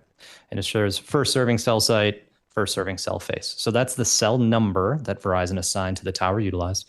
And then the cell face, 1, 2, 3, sometimes it's, 4, 5, 6. But nonetheless, that's the information that we take. And then we marry that up with a tower list from Verizon. So Verizon says, here's where all of our towers are by the numbers given here. So we can go ahead and take the latitude and longitudes. For in this case, first serving cell site 285. We could go to that tower list and say, oh, 285. Well, that is right here on the Earth. It used sector 3. Oh, sector 3 faces southwest. Okay, well, we know that the phone was generally southwest of that tower at that point, that moment in time. Yeah. Is it common that, say, I get on a call outside of the courthouse here this morning and I walk down Tejon for a couple of miles? Would it be common for my phone to switch towers while I'm on that call? Yes, your phone should at least hand off to other towers. When, imagine your call drops in the middle of that, what happened there is the network didn't have proper overlap between towers, right? The coverage area from one tower didn't properly overlap with the coverage area of the next tower. So there was a gap. And when there's a gap, your phone disconnects or drops the call. In this particular instance and how we analyze the records, we traditionally just use the first serving cell site at that moment, because again, that's the moment the phone initiated contact with the network. The phone is making that determination. All of those handoffs to other towers are network derived. So the network says, oh, okay, I'm going to move you over here now, et cetera, et cetera, et cetera. Also, not every carrier provides that information. AT&T is the only one who actually provides handoff info. Okay. And one more thing on the Verizon. Yeah. Verizon only provides us the cell tower information for phone calls. It does not provide it for text messages. And so, there's somewhat of a gap there. We see the text messages, We see when they occur, but we don't see the cell tower associated with them. Does a text message access the cell tower the same way a phone call does? It does. Okay. And then now we're on page 8 of the demonstrative exhibits. Tell the jury what's depicted here. So somewhat of the eyesore behind me is the AT&T records. So all the carriers provide their records in slightly different format. AT&T likes to provide it in PDF and a text file, where everyone else uses Excel. But suffice to say, it doesn't really matter what format the data comes in, because at the end of the day, every carrier is saying the same thing. This phone number utilized this tower and sector at this date and time for a call or a text or whatever it might be. So the headers, the format, how it's laid out, somewhat irrelevant. All that information is available to us to do our analysis. Okay. Now we're on to page 9 of your report, and this actually is now getting into the admitted exhibit. What is the purpose of the information contained here on page 9? So on page 9, we have a lot of the different devices that I was asked to look at in this case. So the first 4 are different cell phones, and you see the number, it's in the selector column behind me. Those are the phone numbers associated with those devices. I have the associated party, the provider of those cellular service, and then the map icon on the far right. So whenever I'm showing activity for Gannon's phone, it's going to be the red pie wedge. Letecia's had a phone with AT&T as well as Verizon. For consistency, I just made them both blue. It'll be very clear in my analysis when that changes. Harley Hunt's device was also an AT&T, that's gray. Then the bottom 4 are additional geolocation data sets that we were able to obtain. So there was information gleaned from a Volkswagen Tiguan. Those are going to show up as a yellow marker on my reports. There was a rental car, a rental cargo van, I should say, that the rental company had GPS data associated with it. You'll see that in green, as well as a separate rental car where a GPS tracker had been placed on it. That's also in green. And then lastly, there was an application known as Life 360 that was on Letecia's device, one of Letecia's devices. So we received information from Life 360 that also was able to be mapped out and is highlighted by that pink icon at the bottom. So there's a legend on each of my maps. Don't feel like you need to memorize this, but you're going to see a lot of colors and a lot of moving parts on some of these subsequent slides. And just for the record, as we're looking at page 9 of this report, item A, which is 843-504-6724, the records for that were admitted under Exhibit 708. Item B, which is 843-655-7460, was admitted as Exhibit 704. Item C, which is 407-375-3463, was admitted as Exhibit 706. Item D, 843-957-3486, was admitted as Exhibit number 707. The Tiguan telematics, which is item E, was admitted as Exhibit number 291. The cargo van GPS was admitted through Mr. Watton's testimony and is Exhibit number 292. The Nissan Altima GPS tracker was admitted through testimony from El Paso County Sheriff's detectives, and it was Exhibit number 230. And then finally, the Life 360 data under line H, 843-655-7460, was admitted as Exhibit number 705. All right, let's go on to page 10. What does page 10 depict and tell us? So as part of the returns from the phone companies, they traditionally provide subscriber information. So in this case, for the phone associated with Gannon, AT&T was the service provider. It was subscribed to Eugene Stauch at the address given in Colorado Springs. And then just the data my analysis with this particular phone was from January 26th of 2020 through January 28th of 2020. Okay. And then on page 11, what are we looking at here? Again, same information. This is for Letecia's phone ending in 7460, also with AT&T. Also subscribe to under Eugene's account. When it shows that the subscriber information is under Eugene Stauch, but you indicate that this is associated with Letecia Stauch, is that based off of information you get from the investigative agency giving you information about who is associated with each individual phone number? It is, because again, the records don't tell me who's holding the phone per se, right? But through that, I learned that this number was primarily used by Letecia. Okay. And then now on page 12, what does this one tell us? This is the secondary phone that we came to learn about associated with Letecia. This is a Verizon phone ending in 3463. The subscriber information was listed as a Kylie Britt in Orlando, Florida, with an effective date of February 1st of 2020. And this was a prepaid device. Right? So not one where a monthly bill shows up. This is you can go by minutes whenever you want kind of thing. Did you have information from the investigation that this was a phone that was purchased by the defendant at a Walmart in Trinidad? I did. Okay. Page 13, what does this one tell us? This is the phone that was associated with Harley Hunt, number 3486, again, AT&T, and also subscribed to under the Eugene Stauch account. Page 14. So these are the other 4 data sets that we saw previously on my sort of summary slide of the selectors. So it just goes into a little bit more detail. The Tiguan telematics data that was extracted by our OTD shop. The cargo van that was rented by Letecia from Budget.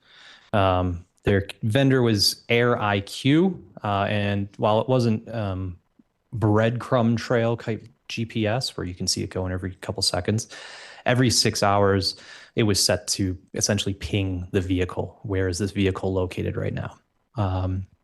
There was a Nissan rental car, which didn't have, to my knowledge, any sort of GPS built into it, but a tracker was attached to that by the Colorado Springs Police Department. And then lastly, the Life 360 app. So an app on your phone sources the data, sources the GPS of your device and reports it back to Life 360 so that they sort of know where you are, you know where your family members are, if you have a shared plan. That information was provided to us. That account was associated with a user of Tecia Stauch, email Tecia Lynn 2006 at Yahoo, and then the same phone number as her AT&T device. When you were talking about the Tiguan telematics, you said the OTD shop with the FBI. What does OTD mean? Operations Technology Division. Is that in Quantico, Virginia? It is. Okay. We're on page 15. Tell the jury what we're looking at here. So for the first 5 days of my report, there was a variety of locations of interest that were provided to me, as shown here. They all don't show up, of course, on every single slide. As we go through the maps, the ones of relevance I will have populated, so I won't necessarily bore everyone with going through it one by one, but suffice to say, the icons on the right will appear on some of my subsequent slides with the description of what that location is. And are these locations things that you just pull out of thin air? No. These were locations, again, that the investigative team had provided to me as locations of interest for my analysis. Okay. Now we're on page 16. What are we looking at here? All right. So a little bit busy, so I'm going to take a few seconds to sort of walk everyone through what's going on. You see in the top right, there's a legend, right? So whenever we're looking at a map, everyone's going to have a legend. It's going to tell you all the key sort of pieces going on the slide. So we have the Stauch residence, which is in the bottom right, the little icon that has the house on it. We then have the pink Life 360 markers, which you see sort of walk us from the house up to the Garden of the Gods. The yellow is the Volkswagen Tiguan telematics data, which I just mentioned. And that in the Life 360 data sort of follows a very similar path. And then we have the cellular records. All right. So in this case, we have AT&T records, this call out box here. So at 1:26 on January 26, 2020, at 11:15, Letecia's device received an incoming text message, a system-generated short code, which is those 5 digits off to the right. And it utilized that tower and sector down there that faces in the direction of the Stauch residence. So when we look at this call-out box, and we'll see many of them, you've got the phone number associated with the record, and it's color coordinated. So you may see a call-out box that has like 3 or 4 different phones all at the same time. Each phone will be color-coded based on the actual user. Then we see the timestamp, again in local time. Whether or not it was an incoming text, an outgoing text, incoming call, outgoing call, that's all going to be listed next. In this case, the 110 is the direction that sector faces. So 110 degrees is, if you think of a clock, roughly like 4 o'clock. And you can see that that's how that's drawn. So 110 degrees from the center of it. But when taken in totality, we see that at approximately 2 o'clock, the Tiguan and the Life 360 information supports that this device and the car are traveling away from the residence up to the Garden of the Gods. At 2:56, we see Letecia's phone, and it's sort of buried under that. This might be easier to see here. You see that Letecia's phone uses that tower and sector to receive 2 text messages. The other thing, just to note on this, so these other blue dots here, those are the other AT&T towers in the area that her phone didn't utilize during this period in time. But all told, again, consistent with Letecia's phone traveling from her house up to the Garden of the Gods during the time frame shown on the 26th. Is it helpful to know that other things happened that sort of corroborate the same information, other ways to verify that there was a visit to Garden of the Gods? Yeah, obviously, the more corroboration you have of a data point, the better. Okay. And then as far as your analysis on this, is this the first time on that day, Sunday, January 26th, that the Tiguan left the 6627 Mandan Drive based on your analysis? I believe it was. Okay. And so if we've had some prior testimony that there was hiking in a selfie taken at Garden of the Gods on January 26th, that would corroborate this, what shows a visit of the defendant in her Tiguan and using her cell phone up at Garden of the Gods. I would say so, because you have the Tiguan, the yellow dots sort of terminate right there. But then the Life 360 points sort of continue off of and away from the Tiguan. This would support the theory that the car was parked and then people got out and walked. And then obviously there was the 2 incoming text messages, as I mentioned before. The fact that there was a selfie taken on the defendant's phone showing herself and Gannon and a little girl named Lena that was on her phone, does that also corroborate that she was actually in possession of this phone? Without a doubt. Now we're on page 17. What are we looking at here?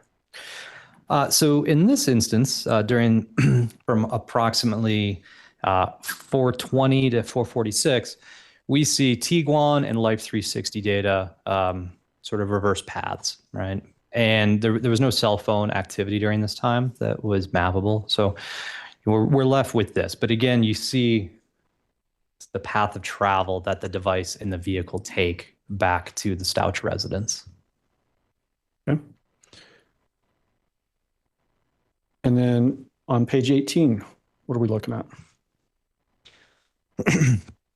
So at 5:08 that same evening on January 26th, the Life 360 app recorded a variety of points consistent with a path of travel as I show here. So leaves the house, goes down here, you got an activity at 5:14, 5:22, you've got another data point a little bit farther east, and then the next one back there at 5:26. So sort of a quick jaunt away from the house, and then back in 15 minutes or so. And then at 5:27, and then again at 5:48, that device, Life 360 recorded locations of that device back at the house. There wasn't any AT&T activity. There wasn't any Tiguan telematics activity during this time. But there was, from the Cellbrite, or a dump of the information on Letecia's phone, conversations that she had had with Harley via iMessage at 5:11 and 5:13, mentioning she was out getting food because Gannon had had an accident in his pants. Now, the important thing here to understand about iMessage is, if anybody has an iPhone, when you send a message to another iPhone user, it doesn't show up as a traditional text message. It goes over the data side of the network. So we'll never see that message in the log of texts for Letecia's device. Only traditional text messages or iMessages that fail and have to be sent as an SMS would show up in her text messages. You used a SMS. What does that mean? Just so the record's clear. Short message service. It's the name for a text. And then MMS you mentioned also. What is that? A multimedia service. That would be like a picture message. Okay. The fact that there's no Tiguan telematics data here, does that indicate that the defendant likely drove a different vehicle besides the Tiguan? It would support that, yes. Okay. Page 19. Now, what are we looking at? So after that 5:48 event, we don't really have much during the next 4 hours. So at 9:27, 9:28, 9:35, there's some Life 360 activity as shown here. And then at 10:19 p.m., Letecia's device placed an outgoing call using the tower and sector facing back towards the residence to the AT&T customer service number. The fact that you've got the two entries at 9:28 and 9:35 basically at the house, and then there's that one 9:27 that's sort of kicked out southwest away from the house. Does that tell us anything necessarily? Yeah, when I looked at the totality of the Life 360 data, it seemed to track quite closely with other stuff. And we didn't see really much derivation from expected paths of travel. So, if I was, looking at this data sort of live, I would have expected that the phone would have not been at the residence, but instead would have been somewhere outside it, south of it. Okay. And then are we still talking about Sunday, January 26th in this slide? Yes. Sorry, we are now evening of Sunday, January 26th. Okay. Now we're on page 20. What are we looking at here? Sure. So this is the first of a couple slides that is the drive testing I mentioned. So the way we go out and map the coverage areas of a particular tower, and it's not the full coverage area. The area could extend in certain areas beyond it where we can't drive. So if you look off to like the bottom right, there's certain areas where there's no roads. We can't go out there to do our drive testing. But what we can see on the roads that we do drive, is that this particular tower and sector provides coverage back towards the location of the Stauch residence. Right? So if a device was at that residence, I would expect it to utilize this tower and sector for many of its calls or texts or anything. And is this going to be the main tower that is used for connection throughout this presentation for the Stauch residence? Yes, this tower is utilized over and over again by all the AT&T devices when we have corroborating evidence to support that they're at the residence. Okay. Now into slide 21. What are we looking at here? Sure. So the taking a little bit step back in time, we're now back into the early afternoon on January 26th, but this is Harley's AT&T device. And you see it 2:41 and at 3:10, her phone is utilizing two different cell towers facing the Massage Envy area or business. Prior to that, at 1:48, her phone had placed an outgoing call using that same tower and sector we just looked at. That was facing the Stauch residence. So this would be consistent with her device being near the Stauch residence at 1:48, and then clearly traveling up sometime between then, where it first utilized a tower near Massage Envy at 2:41. After that, there was 2 more incoming calls at 7:35 through that same tower off to the left. So consistent with her being there. She also had clocked out of work at 10:18 that evening. So that's what I was going to ask you, and you just hit it. Would this basically corroborate testimony that we had previously that she was at work from basically 2 until 10 roughly p.m.? Yes, it would. Okay. And again, is this on Sunday, January 26th? Yes, it is. Slide 22, what are we looking at here? So we've now migrated to the morning of January 27th, and we see both Letecia and Harley's devices utilizing the tower and sector that faces the Stauch residence. So Harley's entry, she only has one. It's at 2:40. There's an outgoing text message, which was system generated. And then at 4:46 a.m. through 8:42 a.m., you see a bunch of activity from Letecia's device, a lot of outgoing text messages, incoming calls, etc. So when we looked at the Cellbrite for Letecia's phone, we see that she sent a message to Albert at 2:48 related to Gannon feeling ill. Again, that was an iMessage, so it's not going to show up in our logs here, right? It's not going to show up as a traditional text message. Subsequent to that, there was then at 4:36, you see some messages to her employer saying that her stepfather had passed away and she wouldn't be coming into work that day. At 8:18, as you can see, as I've written here, the last known photo of Gannon was sent to Albert, showing him lying in bed. Again, all of this activity is utilizing that tower and sector facing the residence. This would be consistent with her device being at that residence for the duration of that time, or at least when these messages were sent and received.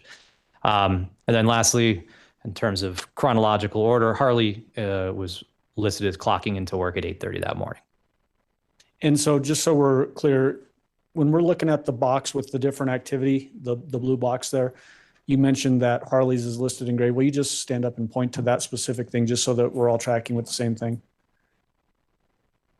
And so that would corroborate with your key up at the top where Harley's phone activity is listed in gray as well, right? Exactly. So all of Harley's stuff is going to show up as gray. All of Letecia's phone activity is blue. Gannon's is going to be red. In the time span for this particular slide, just so you were saying 2:40 and 4:36, we're talking about early morning hours, AM hours. Yes. And this is the morning of January 27th, is that right? That is correct. Moving on to 23, what are we looking at there?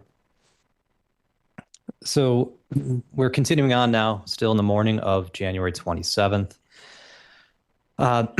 There was another iMessage sent at 9:54 saying that she was leaving her phone. This is Letecia saying that she was leaving her phone and to be contacted via Gannon's Apple iWatch, which is paired, or sorry, to be contacted on her Apple iWatch paired with Gannon's device.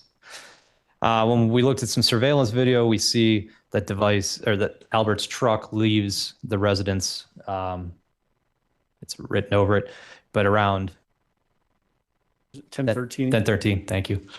There's a lot of info I couldn't memorize at all. And then at 1:22, we see Letecia on surveillance video at Petco. The Albert's truck then returns based on surveillance at 2:20. And there's no Life 360 app data available because, again, Letecia left her phone at home. She only took her Apple iWatch. So when we look at the activity from Letecia's AT&T phone, we see beginning at 10:39 local time and stretching well past when the truck returns, all that activity is inbound, again, supporting the idea that her phone was left at home. None of the calls appear to have been transferred to Letecia's Apple iWatch. So, yeah. Okay. People's exhibit, or I'm sorry, page 24 of this exhibit. What are we looking at there? So again, same sort of time frame, but now we're looking at just Gannon's phone. What had happened with Gannon's phone? So We've been talking about voice and text data or information thus far. AT&T also has data sessions. When we have voice and text, we traditionally use just that. Data sessions require a different level of sort of investigation to validate and confirm accuracy and reliability. And so in situations where we don't see text messages, we don't see phone calls, sometimes we'll use data sessions. And that's what I did in this case with Gannon's device. So you see his phone again in red. At 10:19, he has 2 data sessions open up off of the tower and sector that faces the Stauch residence. You see some of the towers that his phone utilizes along the way. I don't have the timestamps for those, but I jump up here to at 11:07, a data session near the Petco. Then at 1:19, and then again at 1:20, there's another data session off the tower and sector there at Petco. One thing to keep in mind with the data sessions is when they open up, they may stay open for as long as 60 minutes. And so it's not, again, a transactional kind of record wherein we'll see every iMessage back and forth. We'll see every time that person goes out and surfs the web and the associated cell tower. That kind of granularity doesn't exist in the data. It's just that the data session opened up at this date and time, may have been open for up to an hour. What happened during that hour, we can't specifically say. But in this instance, it's consistent with the idea that Gannon's device moved from the residence up towards the PetSmart Petco area. When we looked at the forensic analysis of Gannon's device, we see that the Safari mobile app was used at 11:12 a.m., and then there was no more activity till 1:20. There was an iMessage received on his device at 12:06, which indicates that his device was on and at least connected to some sort of Wi-Fi or cellular, in this case, likely cellular. Sorry, I just lost my thought here.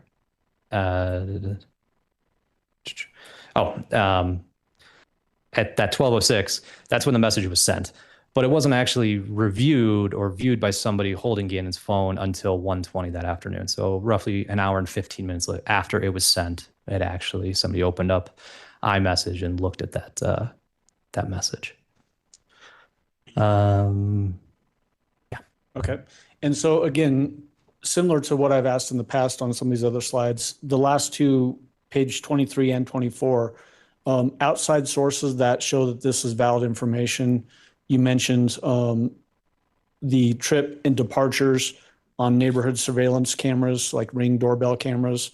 Did that corroborate them leaving at basically the same time that we're looking at in these 2 pictures? Yes, it does. And then you mentioned surveillance video at Petco up on North Nevada showing the defendant and the red pickup being there at that same time. Also, does that corroborate and show that this information is valid? It does, yes. On page 25, what are we looking at here?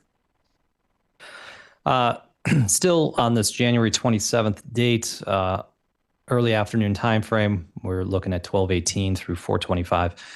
But this is specific to just Harley's device. So you see Massage Envy, you see the 3 towers that her phone recorded activity through during that period in time. She was recorded as clocking into work at 8:30 that morning. And then at 4:15, she had clocked out, and shortly thereafter, she was seen returning to the residence. And does this slide validate the testimony that Harley Hunt was at work and not at the 6627 Mandan Drive during these hours? It would, yes. And this is Monday, January 27th? Correct. And let me go back to page 24 and 23. Essentially, does this basically, these 2 slides show that Letecia's phone and Gannon's phone leave the residence in the morning hours and then return to the residence at roughly 2:20 in the afternoon? Well, we don't see Letecia's phone actually leave. So Letecia's phone stays at the residence the whole time. What we do see is that Gannon's device leaves and goes up to the PetSmart. Her Apple Watch, we don't have any sort of geolocation data to ascertain where it was at any particular point in time. And then that same, though, information, Gannon's phone showing them arriving back is corroborated by other surveillance video in the neighborhood. That is, yes, correct. Okay. And then moving on to page 26 of the exhibit, what are we looking at here? So that evening of the 27th, we see in this call out box, we have three different colors, right? We have gray, which is Harley's activity. We have blue, which is Letecia's activity. And we have red, which is Gannon's phone activity. So beginning at 6:38 through 6:58, Letecia has a variety of outgoing calls, including a phone call at 6:55 to 911. Again, using the tower, and all three of those phones are all using the tower and sector facing the residence. At 7:31, and then again at 7:32, Gannon's device places an outgoing call to the same number ending in 6679. There was significant vehicle activity based on surveillance that we observed. And then at 8:05, Albert, who was not present, contacted the El Paso County Sheriff's Office as well. So again, this would be consistent with Letecia's device being at this, in and around the residence from 6:38 through 8 o'clock. Harley had three calls, all outgoing at 7:01, 7:02, and 7:02 as well. And then there was a smattering of Life 360 activity on Letecia's device, placing it in and around the residence at 6:52 through 6:59. You make note on there that the Letecia's phone called 911 at 6:55 p.m., right? That's correct. And then you also make note that there are two outgoing calls from Gannon's phone at 7:31 and 7:32 p.m. If Letecia is calling 911 and reporting Gannon as being missing at that 6:55 p.m., is it likely that it's not Gannon using the phone at 7:31? Yes, that would make logical sense. Okay. Page 27 of this exhibit. What are we looking at here? Yeah, so from 8 p.m. on the evening of the 27th through 6:19 a.m. the morning of January 28th, 2020, Letecia's phone had 65 different calls or texts utilizing the two towers shown here. 64 of them went through the tower and sector facing the house. An incoming call at 5 a.m. was off the tower and sector just south. Additionally, Gannon's device had a variety of incoming calls, text messages, outgoing calls, again, utilizing the tower and sector shown there. The El Paso County Sheriff's Office was physically present at that residence from 10:09 p.m. through 11:39 p.m. on the evening of the 27th. But you can see, again, the variety of activity sort of throughout the night for those devices. And is this basically showing Monday, January 27th, nighttime hours into Tuesday, January 28th? It is, yes. And then again, similar to the last slide that we were just looking at, the fact that Gannon's phone is showing activity, even though he'd been reported as missing 6:55 p.m. on the 27th, is it also likely that it's not Gannon using the phone at this particular point? Yes, because some of the calls that occur are during the period when the police officers or the sheriff's office is there. And some of these are outgoing, meaning somebody's actually physically manipulating the phone. Correct. Page 28, what are we looking at here? So on this slide, we're in the early morning hours of January 28th. And at 6:21, Letecia's device sends an outbound text message utilizing the tower and sector, again, facing the residence. Around that same minute, the Tiguan is seen on surveillance video leaving the residence. When we look at the Life 360 app data, we see 6:24, data point there, 6:25, and it's 6:27 up here, a little bit north of the house. At 6:27, her phone also receives an incoming text message through that tower and sector there, the same number that she had recently just texted about 6 minutes prior. After that, we see the Life 360 app data come back south. 628, 630, 631, back at the residence. At 640, Letecia's device received an incoming call through that same tower and sector facing the residence. And then surveillance video also shows her, or shows at least the Tiguan backing into the garage at 636. So what it appears to have happened is that her device left in the Tiguan, got a little bit north, for some reason turned around and returned back to the house. Did her device grow legs and go up there by itself? I've never seen that. Okay. Page 29, what are we looking at here?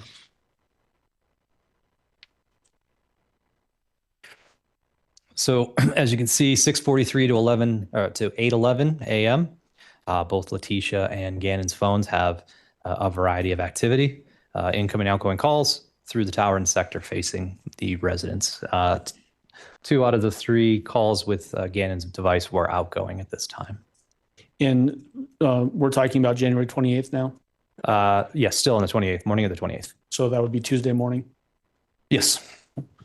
Is this basically showing that both of these phones are at the Stauch residence with no departures, at least as we can tell by phone activity? Yeah, it would nothing to indicate that these phones had left the sort of the general area of where the house is, for sure. Okay. Page 30, what's on page 30? So at 8:13, we have a Life 360 app marker just west of the house, along with some Tiguan data starting to show up. We have some calls, 8:16, or texts and calls at 8:16.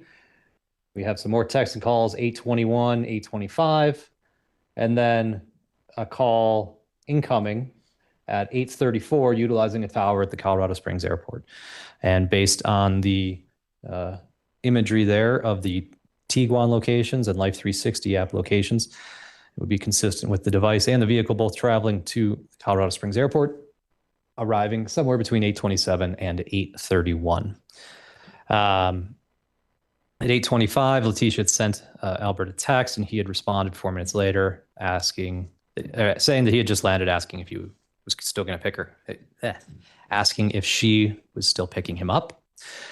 And then subsequently, during a search of the Tiguan, a parking receipt was found at 8:28.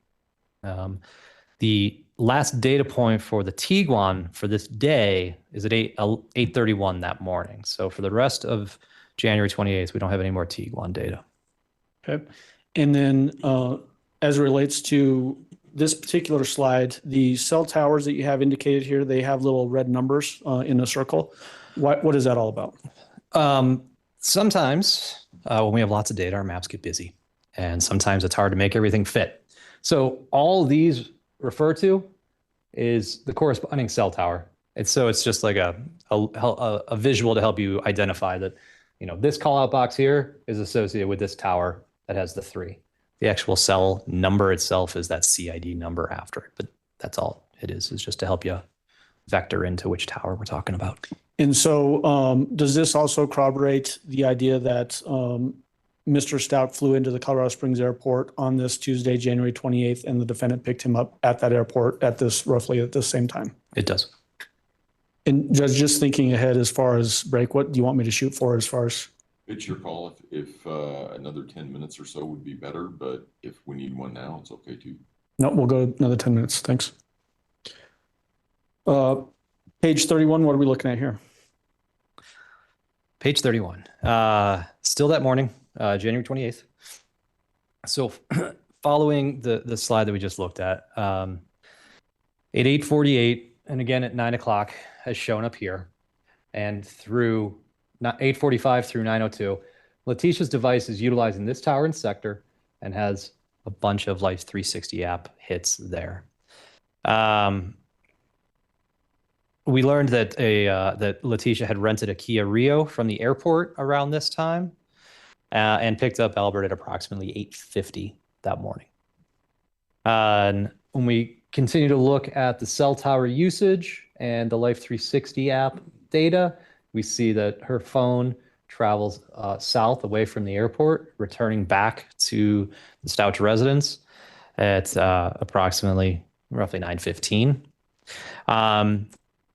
When we looked through her phone dump, Letecia's phone dump, we saw that she had sent an iMessage to Harley minutes prior to picking up Albert, asking Harley to move the Jetta into the garage. And then surveillance again shows the Kia arriving back at around 9:15. And so does this slide basically corroborate the idea that the defendant left her Tiguan someplace and then now is mobile in the Kia rental vehicle that was rented at the airport? That's correct. And so now we don't have any Tiguan data anymore. We're just looking at Life 360 data and any cell phone activity. That's correct. Okay. And again, is this Tuesday, January 28th in the morning hours? It is. Page 30. Oh, I'm sorry. Did I cut you off? No. Okay. No, I'm good. Page 32. Thanks. What are we looking at here?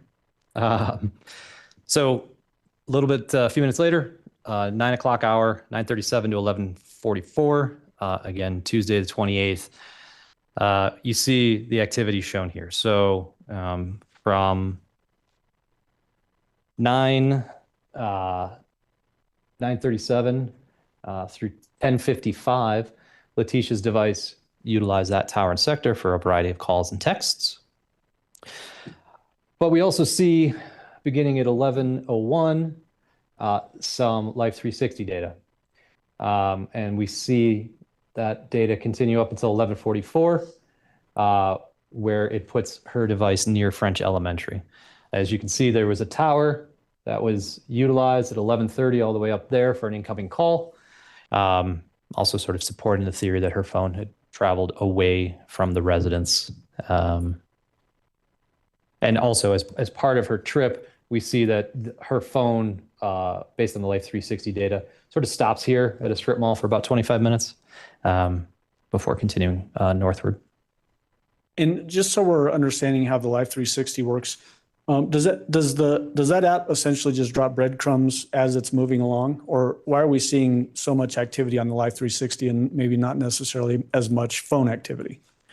Well, the phone activity isn't going to be GPS derived, right? The phone activity is only going to occur when there's activity on the phone, when somebody's making or receiving calls or texts. The data sessions are aside from that, and that's not mapped here with Letecia's. The Life 360 app, though, its purpose is so that you know where your family members are, right? And so it's sourcing and harvesting that GPS. It also uses Wi-Fi and Bluetooth based on what they have on their website. But it's recording that information and storing it so that you can look and see where your son or daughter had been, or where somebody in your family might be. So that's their business model. They need to record a lot more precise location data than what we would see from a traditional phone record. Okay. Moving on to page 33, what are we looking at here? So beginning at noon, Letecia's device receives an incoming call through that tower and sector that's actually sitting right under the French Elementary tower or location. At 12:07, again, more Life 360 app data begins to show that device traveling south. At 1 o'clock, we see, well, let me take a step back. At 12:24 through 1:14, you see in that box up there, that's associated with this tower here. There's a variety of activity from her phone using the tower and sector facing the residence. So, bless you. A little after 1 o'clock, we see Letecia's device travel away from the residence based on the Life 360 app. And we see at approximately 1:30, it stops near a Starbucks. That is where Letecia ended up being interviewed by the sheriff's office. And following that, and we also see some phone calls right in the box there off of that tower and sector facing Starbucks at 1:40 and then 2:23. And then more Life 360 app data brings that phone back to the area of the residence at approximately 2:45. So does this show basically at that 12:07 traveling from the residence up towards French Elementary, what you have indicated with an FE on the map, correct? This would be travel away from French Elementary. Okay, but showing being up by French Elementary and then coming back towards the residence and then going to the Starbucks for that interview with Sheriff's Office personnel and then back to the residence. That is correct. Okay. Page 34, what are we looking at there? So afternoon of Tuesday the 28th at 3:06 through 3:45, we have some activity here off of the tower and sector again, facing the Stauch residence. Sorry, so 407, 417, and then 425. So all of that activity taking place there. At 425, we see the Life 360 app data begin to move away from the residence up north. Letecia's device, the Life 360 app records a data point right off Route 21 at 432, a little bit inside the airport area. At 450, we see Life 360 right there, back on Route 21, along with an outgoing call through that tower and sector adjacent to it. And then at 5 o'clock, the Life 360 data puts Letecia's device, that northern section of the airport. Yeah, and the call at 451 was to Albert's device. So if we had prior testimony that Al was at the sheriff's office at roughly this 4:20-ish time frame on this particular day on January 28th, this shows the defendant traveling separate from Al, who would be at the sheriff's office. Yes, that's correct. And then where the AP marker is up there, is that essentially obviously it's the Avis car rental, but is that the airport, Colorado Springs Airport? Yes, it is. Okay. And then page 35, what are we looking at there? Now beginning at 518 and 538, and then you see an outgoing call from Letecia's device off the tower and sector facing Massage Envy. There's a decent amount of activity from her device in and around that Massage Envy area. Following that, Life 360 data brings Letecia's device southward from Massage Envy back towards the residence. You can see the multitude of incoming and outgoing calls that she made and the different towers that she utilized. But at 556 and 557, she used that tower and sector facing the residence. And between 555 and 559, that Life 360 data puts her device in and around that area of the residence. Okay. And again, is this still that same Tuesday, January 28th? It is, yes. Okay. Judge, this might be a good time to take our break. All right, ladies and gentlemen, we will take our morning break. If I can have everyone back in the jury room at, say, 10:35, we should be able to start on time at that point. Again, don't discuss the case among yourselves. Don't discuss the case with anyone else. Don't do your own investigation about any aspect of the case. With that, we'll see you back in about 15 minutes or so. All rise for the jury, please. All right, as the jury's leaving, we'll try to break this down. Some of this has been heard before. Some of this, the ping, the data, the GPS data has been heard before, but this is sort of wrapping it up and putting a bow on it, so to speak. And we have not heard the cell phone specific data with the maps and the location. So this is new on that front.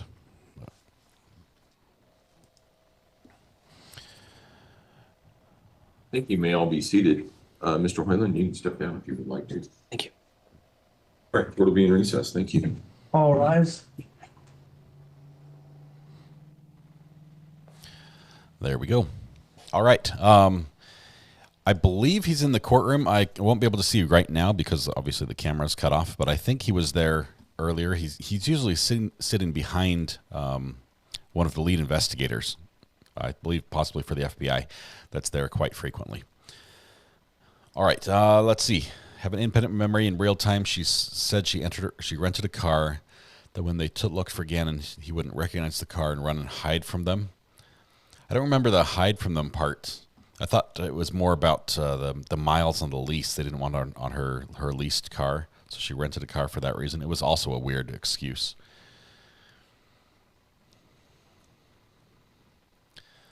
Right. Question from Bay. Recover Addict. So RA answered that Gannon's phone was found. I've never missed a day during Trial Watch. Can anyone tell me where it was found? Wasn't it found at home? Because the message from his dad was read at 7 p.m. I don't believe it ever left. It was like in his room or something like that. It was there at home. It was never missing. It was his switch that went missing that they found later in the house.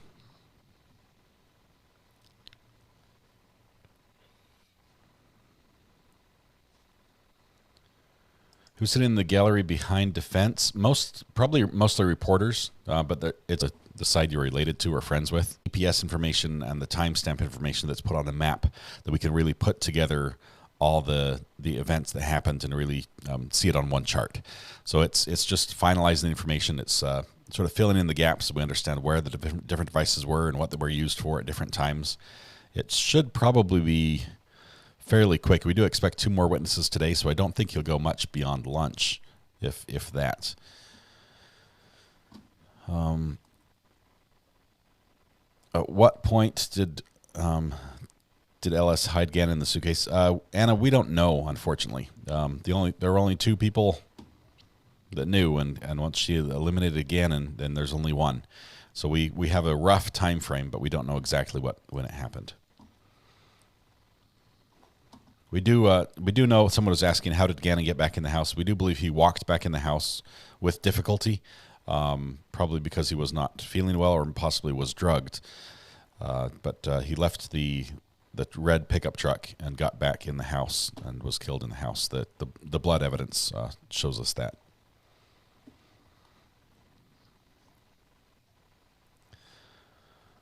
All right, sorry, my chat is buffer, you're dropping out. If the connection going out is good, I broke the internet apparently.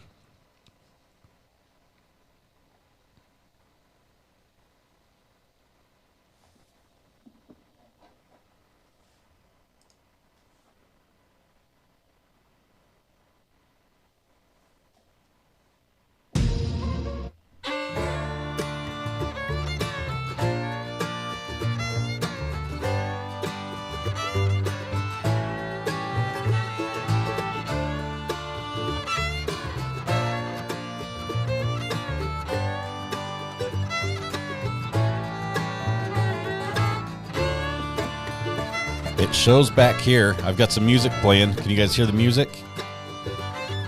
I've not dropped a single frame according to my connection to YouTube. So it looks like YouTube's shows stream is healthy.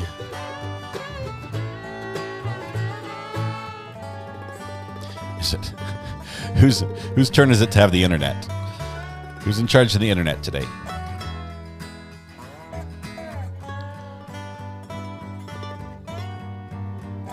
Are we back? Okay. I think we're back. YouTube did glitch.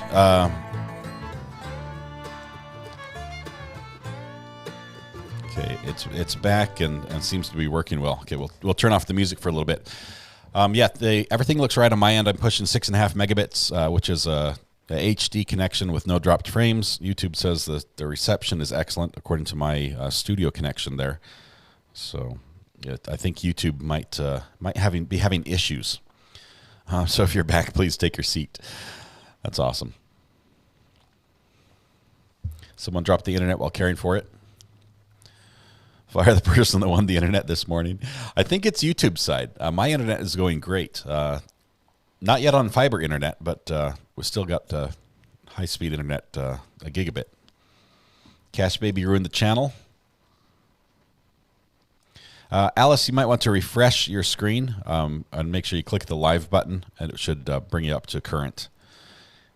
Both of them might be a little bit out of sync, just depends how much they buffer before they start playing. Nikki says, I don't have a picture, but I can hear you. We did have a few people in chat. Maybe that's what caused it. We're about 4,500 people all trying to talk at the same time. Aaron Nelson, thank you for the super chat. Thank you very much. Appreciate you, my friend. Appreciate the support. Looks like everyone's coming back in and taking a seat. The sound is way better now. Letecia's new look hurt the internet. It's the hairstyle that it was too much.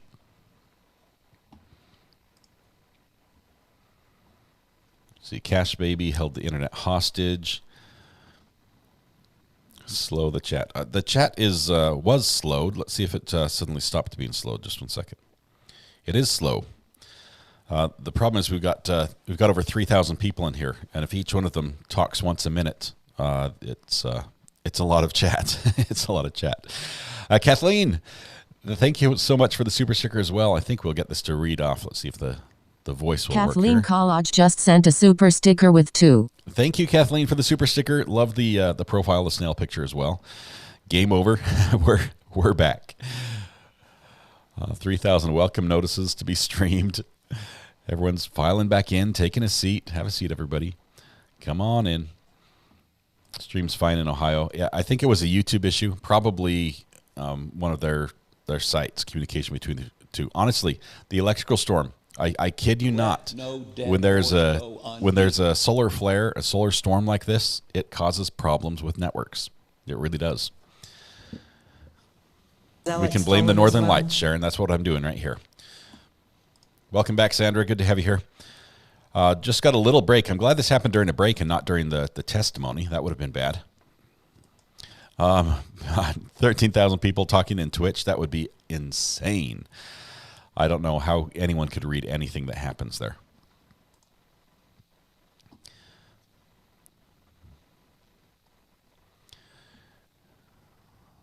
Let's see. Bring the jury. YouTube needs to get it together. Face with tears of joy. Thanks for all you do, RA and mods. Best place ever. Thank you very much, Michelle Mo. I appreciate that. It's it'll fix itself. It'll write the course. It usually does. Who said the big yellow one's the sun? That is hilarious. Love Brian Regan. Good to have you here. Appreciate that comment. The big yellow one's the sun. I'm not a cat. What's the sub count today? I can check for you, Missy. Hold on just 1 second. Let's watch this right here for a second. And we're at 16,217. Oh, 16,266. Keeps jumping a little bit. That's where we're at. I'm not a camel. You can watch without chatting. You can, but where's the fun in that, honestly? Yep.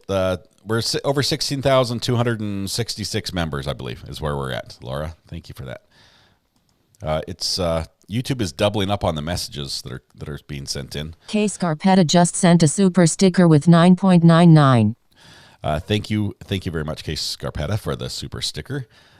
I appreciate you being here. Are we going to address subject matter jurisdiction? I remember celebrating 12K like last week. It was actually 2 weeks ago, Stephen Blevins, but it was very recent. What time is break over? We usually have about a 15-minute break, so probably in the next 5 minutes or so, we should be back. And the judge will just start talking. That's how we know he's back.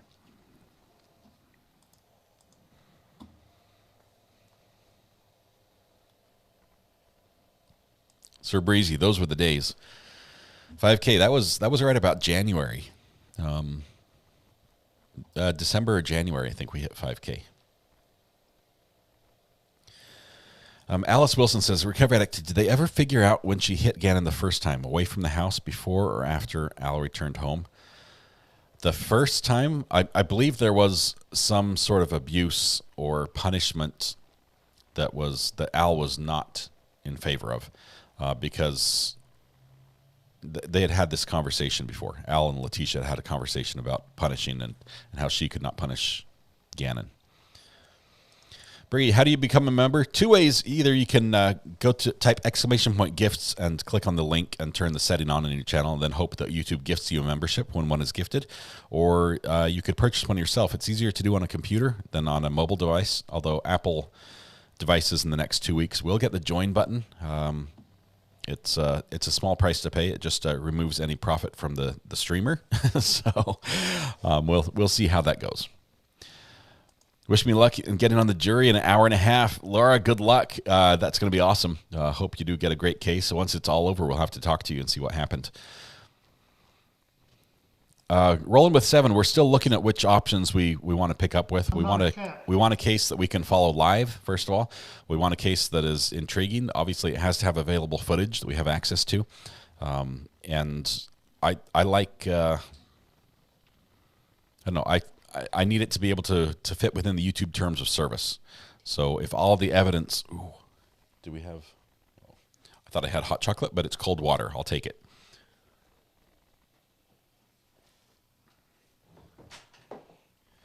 Let's see. We need a trial that isn't all. I mean, like the OnlyFans trial, the OnlyFans murder trial. That one might be too spicy to cover. Jury. It'd just be a little bit weird. ZA was a fun trial. That was a lot of fun. That's where the judge played us in his courtroom. That was pretty neat to hear ourselves in his courtroom. Let's do a jury poll on how long it takes them to come back with the verdict. It's going to be measured in minutes, not hours, I believe. Watch Dr. G. Also watch Dr. Otno. She's a defense witness. This is going to be a show, Charmaine. I'm looking forward to it. That's next week, I think, is when that all goes down on Monday with the defense witness. Someone said, can I sub? Sorry, let's see. Can I sue YouTube for emotional harm? You can try it, but they're a big fish, and you are a little fish. Let me know how that goes. It was a YouTube issue. It did affect all the channels, pretty much all at the same time.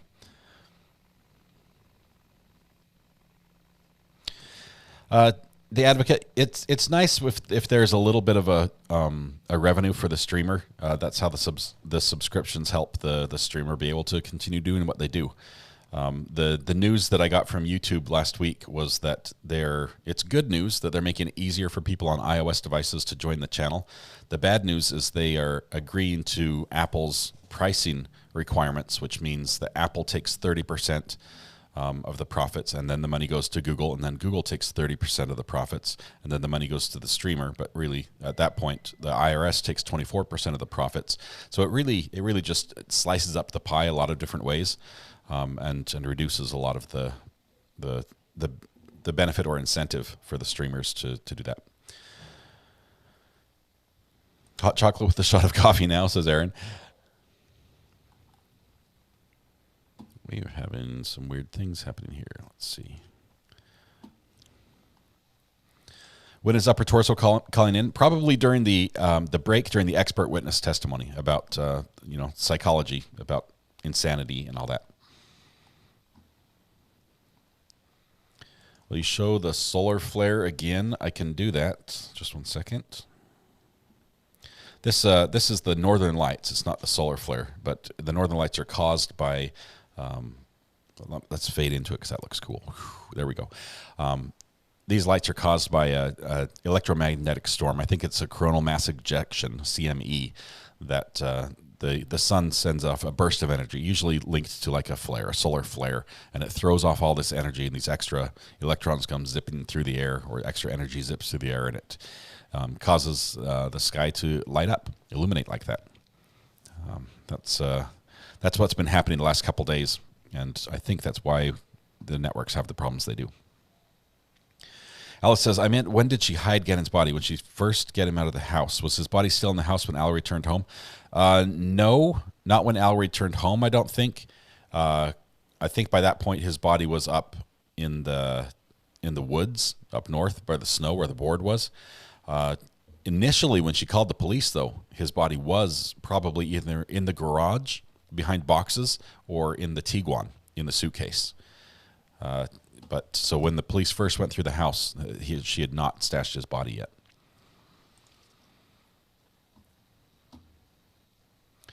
Start a Patreon so you can get the money we want you to have, says Lana to Amber. I'm torn. Here's what I'll tell you. I've never, and I don't think I'll ever make this channel be about money. I want to provide the best content, the best material, and the best viewing experience for you. And if I do that, the rest will take care of itself. And so I don't want to have to do that. And I like that it can just happen by itself in the background. Thank you. May all be seated. Oops. Agent Hoyland, where'd you go? Wait for the judge camera to turn back on. There's the judge. Just so you're aware, Judge, I think Mr. Hoyland is Mr. Tellini's witness, so I can't get started until Grand Mr. jury. Tellini gets back. Okay. Oh, perfect. Yeah. I was just mentioning that this is Yeah. Agent Hoyland, if you would resume you your gonna seat, the witness stand, to remind you, sir, that you're still under oath. Thank you, Your Honor. Michael, thanks for that. I do think it was localized. I think the internet issue was Right. Is localized there on anything YouTube we need side. to take up outside the presence of the jury at this point in time? Prosecution? Mr. Tellini? Okay. Go ahead and bring the jury in. Thanks, Tony. I appreciate your support.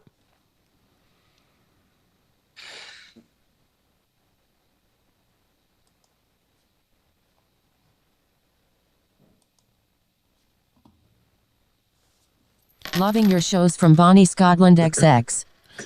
Thank you, Allison.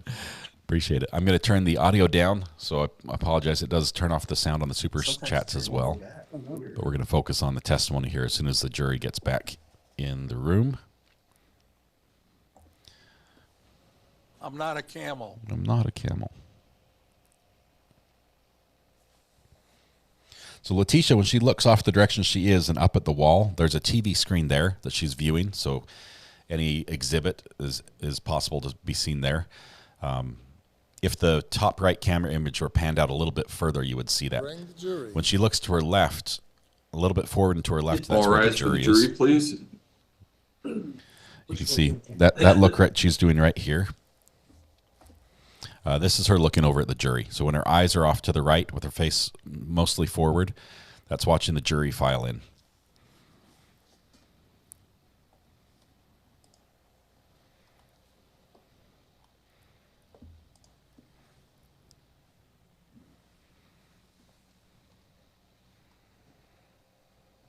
Thank you. You may all be seated. Court will recall 20 CR 1358 versus Letecia Stauch. Record should reflect the jury has returned to the courtroom. When we took our break, we were in the midst of Agent Hoyland's testimony. That's where we will resume. Mr. Allen. Thank you, Judge. We had just talked about page 35 of the exhibit, Special Agent Hoyland. We're going to move on to page 36. What are we looking at here? Sure. So to orient everybody, we are still on Tuesday, January 28th. We're in the evening.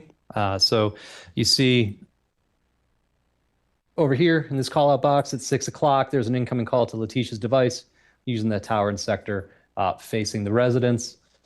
Subsequent to that, her Life 360 data brings her phone south towards that Starbucks that we had previously mentioned where she had done an interview. During that time, her device sent some iMessages back and forth with Albert and Harley's phones. Subsequent to that, the device returns back into the area and utilizes the tower and sector facing the residence, 635 through 638. You see at 643, it now uses the north-facing sector, as denoted by that 350 degrees right there. 643, 43, and 644, using that tower and sector. Life 360 data continues to bring Letecia's device northward, terminating at the airport parking lot at 649.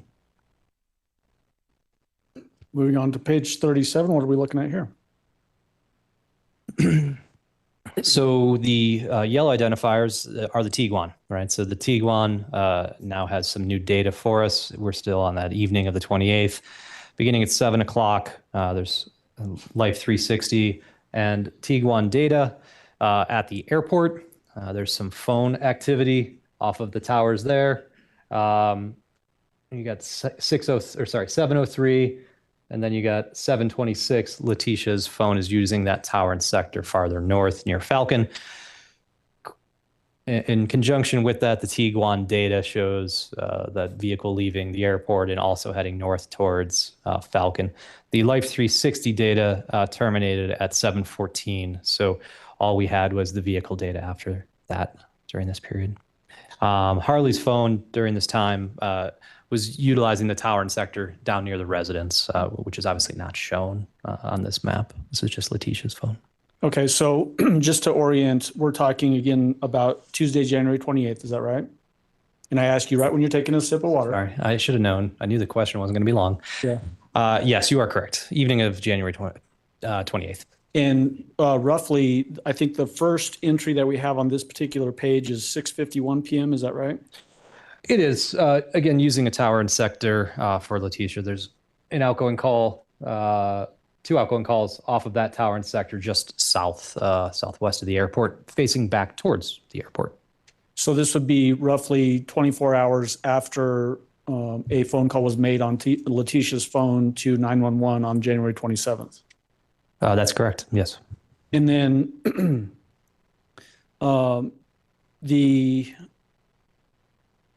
7:00 p.m. entries at AP, the Avis car rental, is that again in the airport parking lot area? It is, yes. Does this indicate travel to the airport in that Kia rental and then getting into the Tiguan, and now we're seeing Tiguan data again? I guess I don't know. I don't recall anyone telling me how Letecia's device made it to the airport, but we clearly see the Tiguan now, powered up and leaving the airport and heading north towards Falcon. So either a vehicle swap or walk to the airport or something like that, and then Tiguan access from that point forward. Correct. Okay. And what is up? You may or may not know this, but in that Falcon area, is there a shopping center up in that area where it terminates at 7:27 p.m.? Yeah, I remember looking at that when we were early on in this investigation, still looking for Gannon. And when I looked at Google Earth, it appears there was some sort of strip mall shopping center area near that intersection. Were you aware of any search efforts being conducted based on this type of information? So like this area in the Falcon area, search efforts being conducted there in dumpsters and that sort of thing? I do recall hearing about some search efforts there because it was sort of our last data point, right? We use whatever information we have. If that's the last point, then maybe something happened there. Okay. Moving on to page 38, what are we looking at here? So the same evening, so following that last call, there wasn't any other AT&T activity until 12:53. And based on looking at the records, her phone was disconnected from the AT&T network at that point. And I can say that with some certainty because we don't see any other data sessions or any other things going on that we would traditionally see with her phone if it was active and connected to the network. So placed in airplane mode or turned off would be the two primary reasons a phone would be disconnected from a network. The Tiguan, though, as you see here, beginning at 7:57, paints a breadcrumb trail up towards where a board was recovered near Palmer Lake. There's a slight deviation off the main sort of path there for about a half hour at 8:34 through 9:07. We see from the phone extraction of Letecia's device that Albert had sent her a iMessage at 8:16, but was not read by her device until 9:54. So that means that at least at 9:54, her phone had been turned on, but was not connecting to the cellular network. So likely airplane mode. I'm not sure how else it would work. So you said, I just want to delve into this with a little more detail. You said phone disconnected from the network, and you mentioned either airplane mode or turned off. When a phone either is put into airplane mode or turned off, does that require conscious effort by whoever the user is on that phone to get it into either one of those two modes? Yes, I guess the asterisk to that would be your battery could die on your phone. That would turn your phone off without user interaction.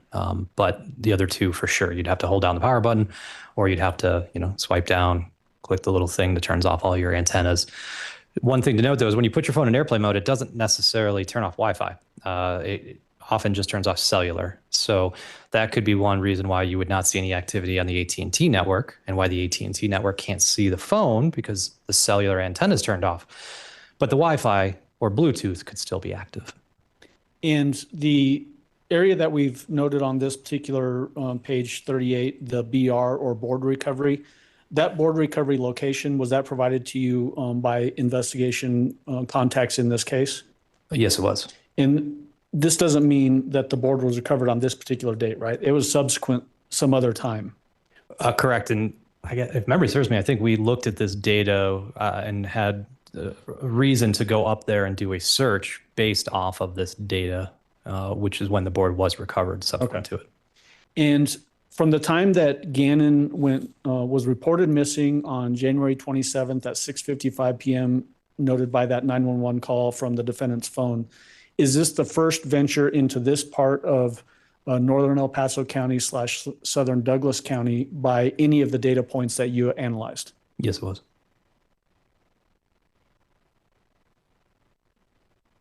Moving on to page 39, what are we looking at there? Again, it's just Tiguan data on the later hours of January 28th.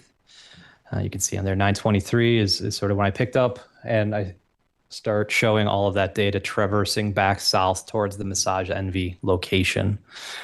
The vehicle arrived in the shopping center approximately at 11:30, and at 12:53, as I had mentioned before, is the first activity with Letecia's device back on the AT&T network, and that's going to be 12:53 a.m. on January 29th. Calls prior to that were routed to voicemail, and there was an outgoing call to Albert that was via Wi-Fi at 12:34 as well. So does this page signify traveling from the area where the board was eventually recovered after this initial visit, just prior to on page 38? It does, yes. And then you indicate, tell me the time, was it 12:53 a.m. when the first actual outcoming, or I'm sorry, how did you talk about that? Yeah, so right around 12:53 is when we first start seeing activity with the AT&T device. That's exactly the words I was looking for.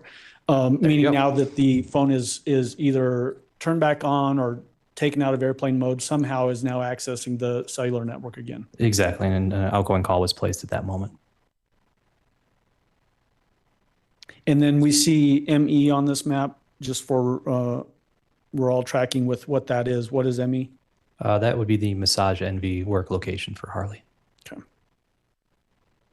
So essentially traveling from the board recovery location down to location roughly of Massage Envy where Harley works. That is correct. Page 40, what are we looking at there? So following, you can read it, but following that activity near Massage Envy, Letecia's device, AT&T device, then travels back towards the area of the residence and begins to make some outgoing calls and receive some incoming calls and texts. That began at 1:23 and in the morning, and then stretched until 8:29 a.m. that same morning of January 29th. So bringing her phone back to the Stauch residence. And is this basically Wednesday morning, early morning hours of January 29th? Yeah, early morning hours through breakfast time. Page 41, what are we looking at there? So as you see in my first line there, the Kia was returned at 9. I don't show that on the map. At 11 a.m., the Tiguan records its first activity for the day of the 29th, and it's still near the Massage Envy location.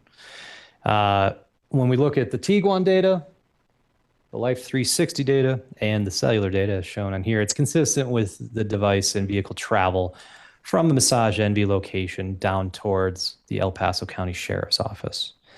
At approximately, you see here 11:43 with the Life 360, 11:46 with the Tiguan. Shortly thereafter, her last outbound call was at 11:48, and then El Paso County seized her vehicle and her phone. So is this going to be the last slide that we see Tiguan telematics data? We have one more, but then yes. Okay. But essentially, once it's seized, we don't need to look at any more telematics from that point forward. Correct. All it would show is the parking lot at the police station. Yeah. Oh, is the parking lot at the police station. I should have said sheriff's office, but. Page 42, what are we depicting here? So this is actually going to be the last one with Tiguan data. So as part of that travel that I just showed you on the prior slide, I noticed there was some oddity in terms of how long it took for the Tiguan and the Life 360 data to get to the sheriff's office. So when I dug into it a little bit, I noticed that the Life 360 and vehicle data took a sort of an unusual route. So here's the main road that it traveled, Platt. 1120, you got the 2 data points up there. 1129, you have a data point right here near your car wash. And then, while I don't have timestamps for all of them, what happens is the vehicle goes up here and it's recorded with Life 360 as well, coming back down and continuing on its way. So it's almost like call it a 5 or 6 minute deviation. So when I looked at Google Earth to figure out, hey, what's there? Why would that happen? Why would it jump on Boulder Road and then snap back to Platt? I noticed that this car wash was located right there. So who knows? It was an interesting sort of find, if you will. I would have thought somebody would have just traveled straight from point A to point B. Okay. Did you have information from the investigation that when the defendant showed up at the sheriff's office, it appeared to people at the sheriff's office that her car had been recently washed and was still wet? I did, actually, yes. Okay. And so does this potentially corroborate that information, that possibility that this car wash was used to wash that vehicle? Definitely. Moving on to page 43, what are we looking at here?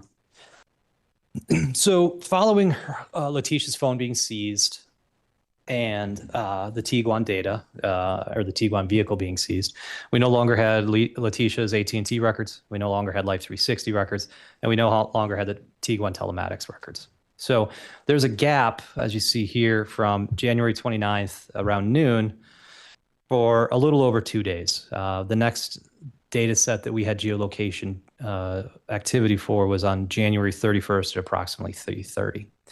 Now, between that time, and you can obviously read it, a Brenda Acquard had rented a Nissan Altima on January 30th. And 9:44 on January 31st, Letecia had rented a cargo van, which is not shown on here. At 3:38, a GPS tracker happened to be affixed to that Nissan that was rented, but Letecia was seen driving. So following that at 3:38, we started to get data. And as you can see here, these green dots are GPS, location markers for that Nissan. We see that Nissan up back in the area of where that board had been was subsequently recovered. And the device, or that vehicle, spent approximately an hour up in that general area.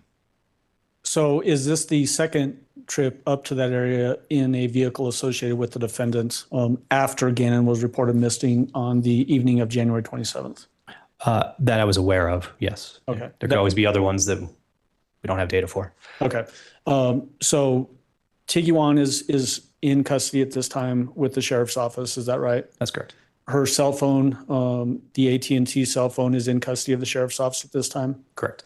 And so then this GPS tracker is the only way to really track any potential movements that you are aware of at this particular time? That is correct. And just so that we're tracking as far as record, this is the early evening or early afternoon, late afternoon, early evening of Wednesday, January 29th. No, we are... January 30th. Nope, we've actually jumped 2 days. We're now on January 31st that afternoon. So Friday. Yes. Okay. My apologies. I got cattywampus on the days. There's a lot of days. There's a lot of stuff. What are we looking at in page 44? All right. So these are the new locations of interest for the back half of my analysis. So you see the dates February 1st through February 6th. Again, a variety of locations. Each map will have a legend. Don't have to memorize it. The ones that are pertinent will show up on those maps, but we have a lot of different areas covering a lot of different parts of the country. And so, again, are these randomly selected by you, or are these given to you by somebody with the investigation as points of interest? These were provided to me as points of interest based on what the investigators were uncovering. The subsequent slides that we're going to look at, does it essentially show travel from the Colorado Springs area into the Pensacola area and then terminating in Myrtle Beach, South Carolina? It does. Page 45, what are we looking at there? So on the morning of February 1st, Letecia rented a cargo van from Budget in Colorado Springs. And as I'd mentioned earlier in my testimony, this particular van was equipped with a GPS device that recorded locations every 6 hours. So again, not the breadcrumb trails like we saw with the Tiguan, but it does give us helpful points of reference a couple times a day. Following that, that rental, we see a data point down here at 1010 near a truck stop or a Bob's truck stop in Pueblo along I-25. So clearly the vehicle has already began to move away from where it was rented. So we're now south of the Colorado Springs area, closer to Pueblo at this truck stop? That's correct. Okay. And this is on again, the date would be Saturday, February 1st? Correct. Page 46. So I was provided some financial records and surveillance that indicated that Letecia had visited this particular Walmart in Trinidad. We then subsequently learned of a Verizon phone that was associated with her that had been activated on that day. What we're looking at here is Verizon has a unique data set known as RTT, which is essentially an estimated distance from tower measurement. So as long as the Verizon device is powered on, these RTT events are, for the most part, recorded. And I say as long as it's powered on because smartphones these days, there's a lot of things that are going on in the background. Your apps are trying to update. You may have surfed the web, but you didn't actually close your browser. So there's stuff being sent back and forth. You might have a number of apps on your phone. You might have Facebook, whatever it might be. All of those network interactions between your phone and the towers generate signaling data, which is what RTT is. And so what we saw here is the Verizon network at 1:01 p.m. on the February 1st, and then again at 1:02, had recorded 2 distance measurements. And so what Verizon is saying is that based on, it's essentially based on how long it takes the signal to go from the phone to the tower, they divide that by the speed of light, and that gives them an estimate as to how far away the phone is from the tower. So they're saying at this moment, that phone was approximately 1.55 and 1.6 miles away from this tower sector, which conveniently or coincidentally, I guess, corresponds with the location of the Walmart. So these, again, are the first 2. So this is only going to happen when if it's a prepaid phone, the first time you turn on the phone, it needs to connect with the network, right? So the phone was powered on at approximately 1 o'clock. Verizon can't say where in this band the phone was, right? So the phone could have been over here. Phone could have been in this corner. Phone could have been on I-25. Verizon doesn't know.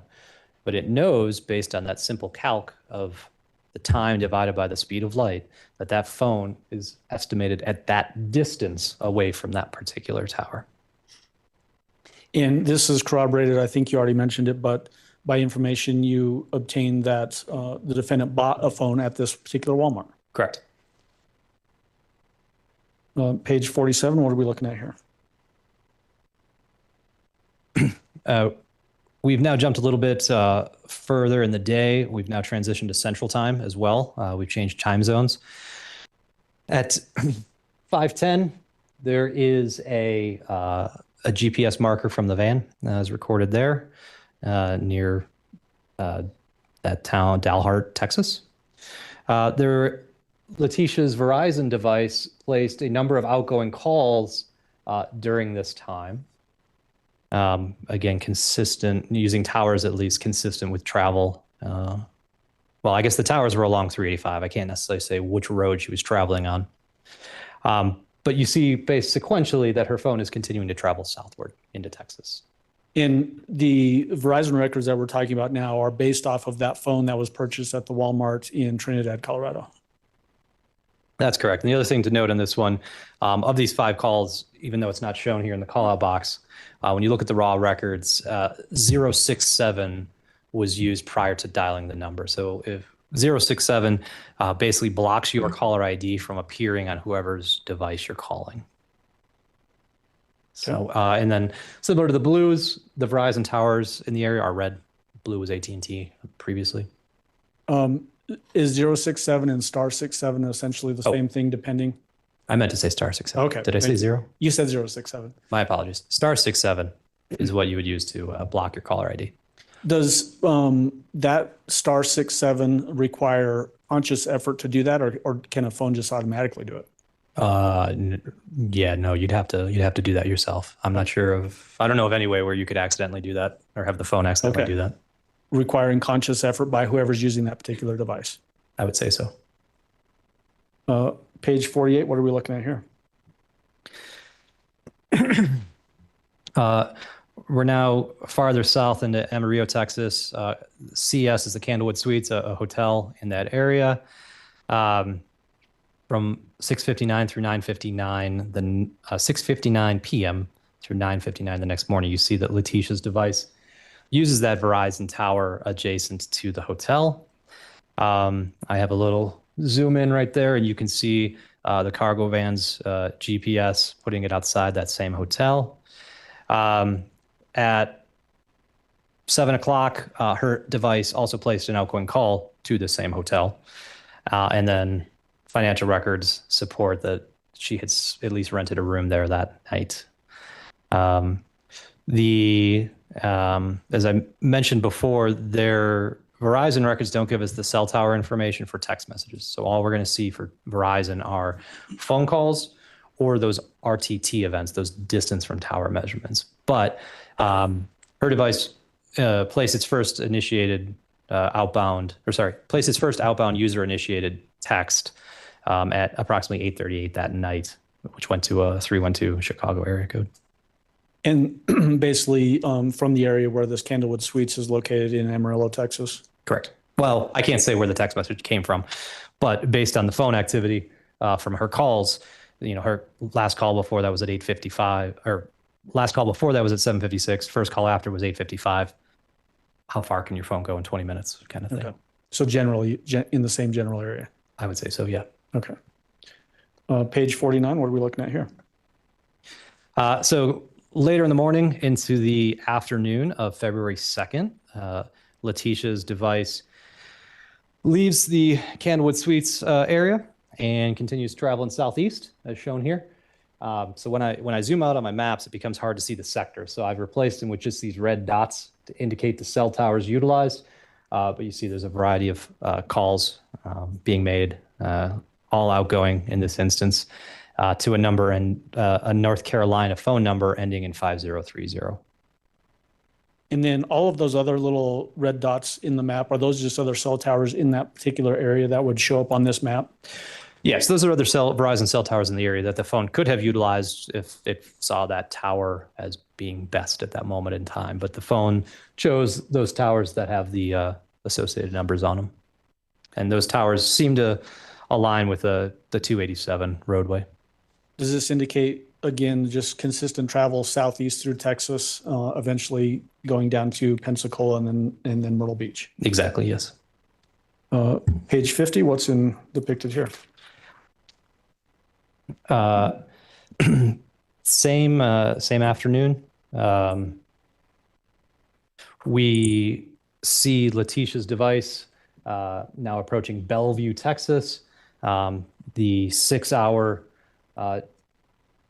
cargo van GPS marker shows up there at 5:10.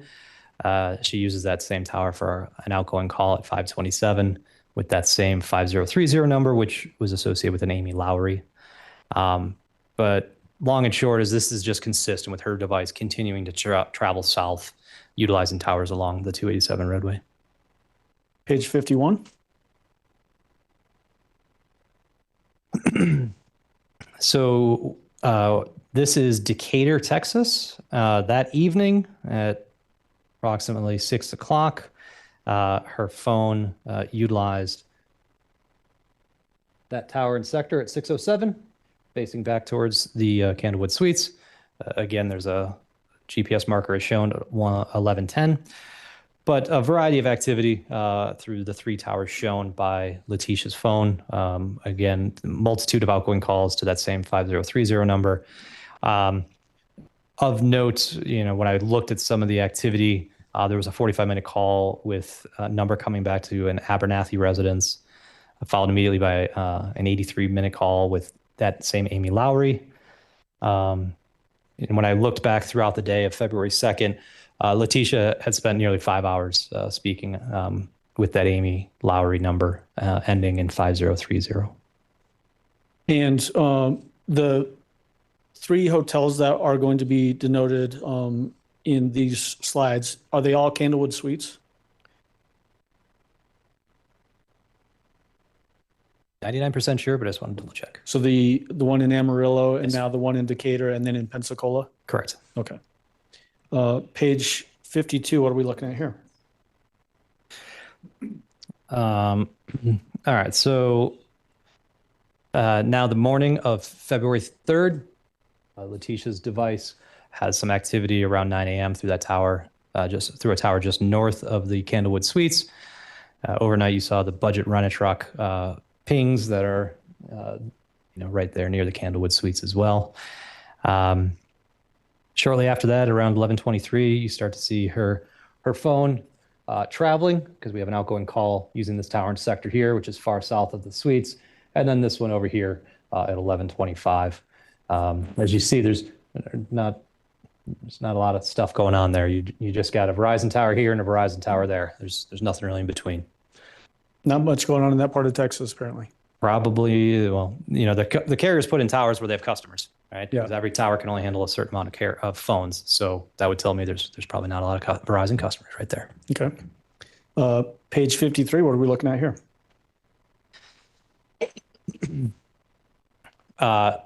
So I jump ahead a little bit. There was a call outside of Dallas that afternoon of February 3rd that I didn't show, but Letecia's device and the GPS from the truck are consistent with travel eastward towards Mobile, Alabama. That evening, you see at 11:10 down here, outgoing call about an hour earlier, just west of Mobile. And so we're on February 3rd, I believe here. Is that correct? That is correct, yes. So roughly a week after Gannon Stauch has been reported missing by the defendant on January 27th at 6:55 p.m. That is correct, yes. And then page 54, what are we looking at here? So this Candlewood Suites is in Pensacola, and we see her device, the Verizon device, show up with first recorded data session at approximately 12:39 a.m. the morning of February 4th. We have some outgoing activity the next morning, like later that morning around 9:47. But at 4:15, we have a GPS marker from the cargo van. And if you remember that the cargo van flags every 6 hours, but it also has a power-up event once a day that occurs at not a consistent period. It was traditionally in the morning, but not at the same moment. So this event at 4:15 puts this cargo van approximately 1.8 miles away from where it subsequently records a GPS marker at 5:10, so approximately 55 minutes later. As you see in the red icon up there is where Gannon's body was subsequently recovered there in Pensacola. Yeah. Okay. Let me just make sure that we got everything I want to get out of this particular slide.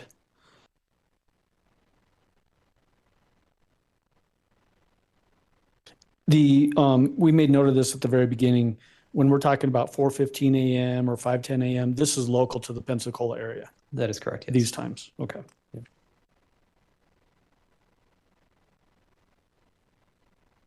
Page 55, what are we looking at here? So just to be sort of thorough, I had asked one of my colleagues who lives down in this area, one of my CAS colleagues, if he would be able to go do some drive testing for us, because I wanted to understand the coverage area of these Verizon phones, or the Verizon towers that Letecia's phone had used. And you see the two towers shown here that she has had some data sessions with in the early morning hours of April 4th. What you see, and it's a little bit muddy and somewhat of an ink blob, but the serviceable coverage areas of those two towers don't extend all the way to where that budget or where the GPS marker was recorded on that cargo truck. So what does this tell us? Well, if the phone had activity during the early morning hours around that 4 o'clock window, we would have expected it to have utilized a different cell tower, right? It was about 1.8 miles away. So this just confirmed to us that at the time shown on this slide and at the previous slide, that the phone was in and around the area of the Candlewood Suites and was not as far up as where the budget truck was, GPS marker was. Could it also mean that just no phone activity is being initiated on that particular phone while the budget truck is moving? Oh yeah, definitely, right? Because we can only talk about the general area of where a device is when there is activity, right? When it records a connection with the tower. So without that, we wouldn't know where it was. If there had been phone activity beyond the coverage area indicated by these pink and green blobs here, would it likely have connected to a different tower if there was phone activity? Yes, it would have. Okay.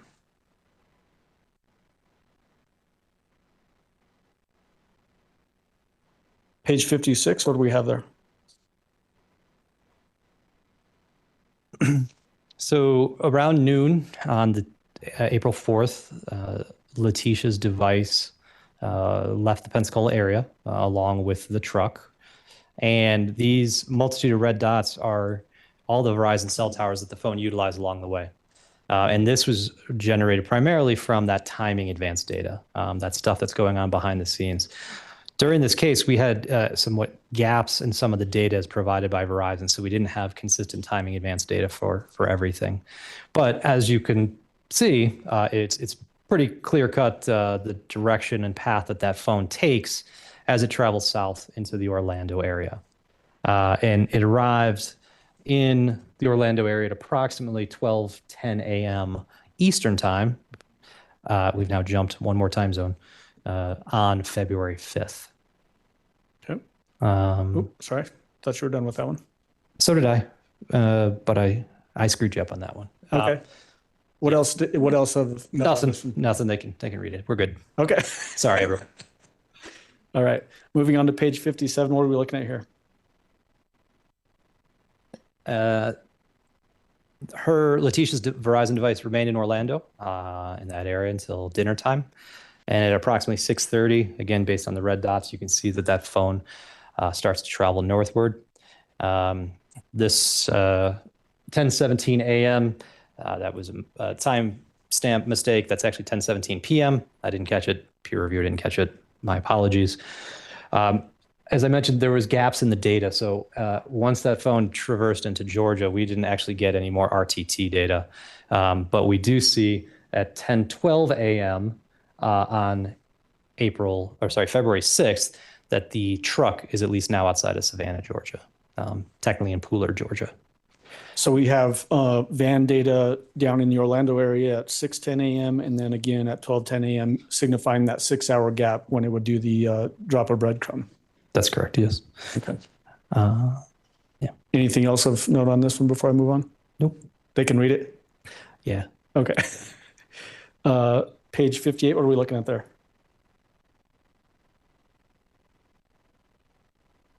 So we're now morning, a little later in the morning on February 6th. Letecia's phone utilized a tower down here at 5:20 for some outgoing calls. At 10:42, it utilized that tower and sector facing the Abernathy residence for some outgoing calls.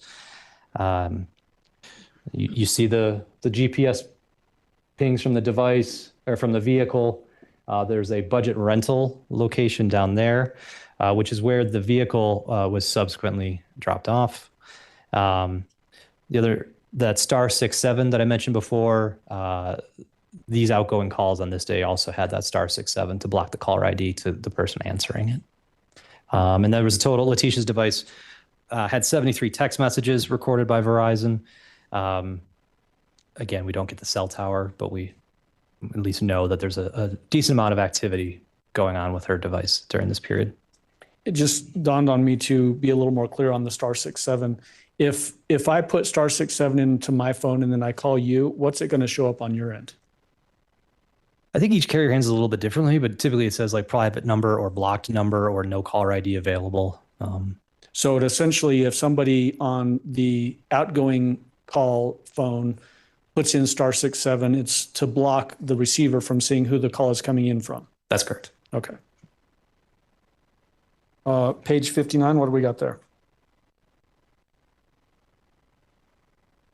The overview slide.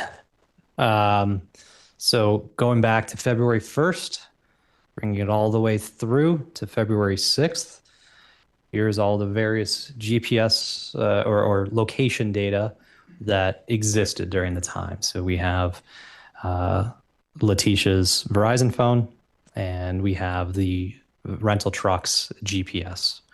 And so that is what you see here, bringing it from Colorado Springs area all the way down to Florida and then up into the Myrtle Beach area.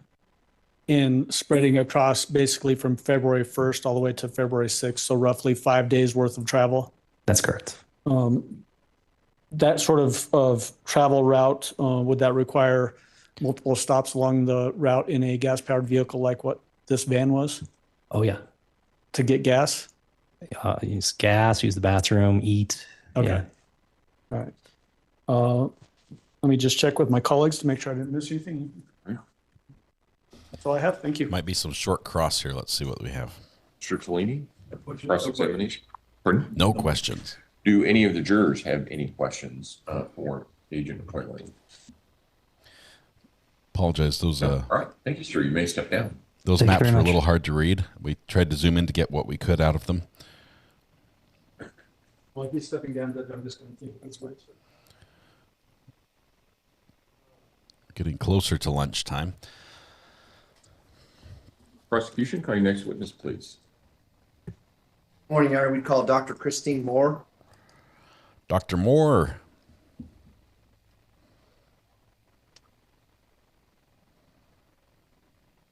You don't need it up here, right? No. Letecia's... Dr. Moore, if you would step forward and raise your right hand, please, ma'am. Letecia's too tired for this. Do you swear affirm the testimony about to give in this matter will be the truth, the whole truth, and nothing but the truth? Yes. Go ahead and have a seat in the witness stand. Please watch your step as you step into the stand. I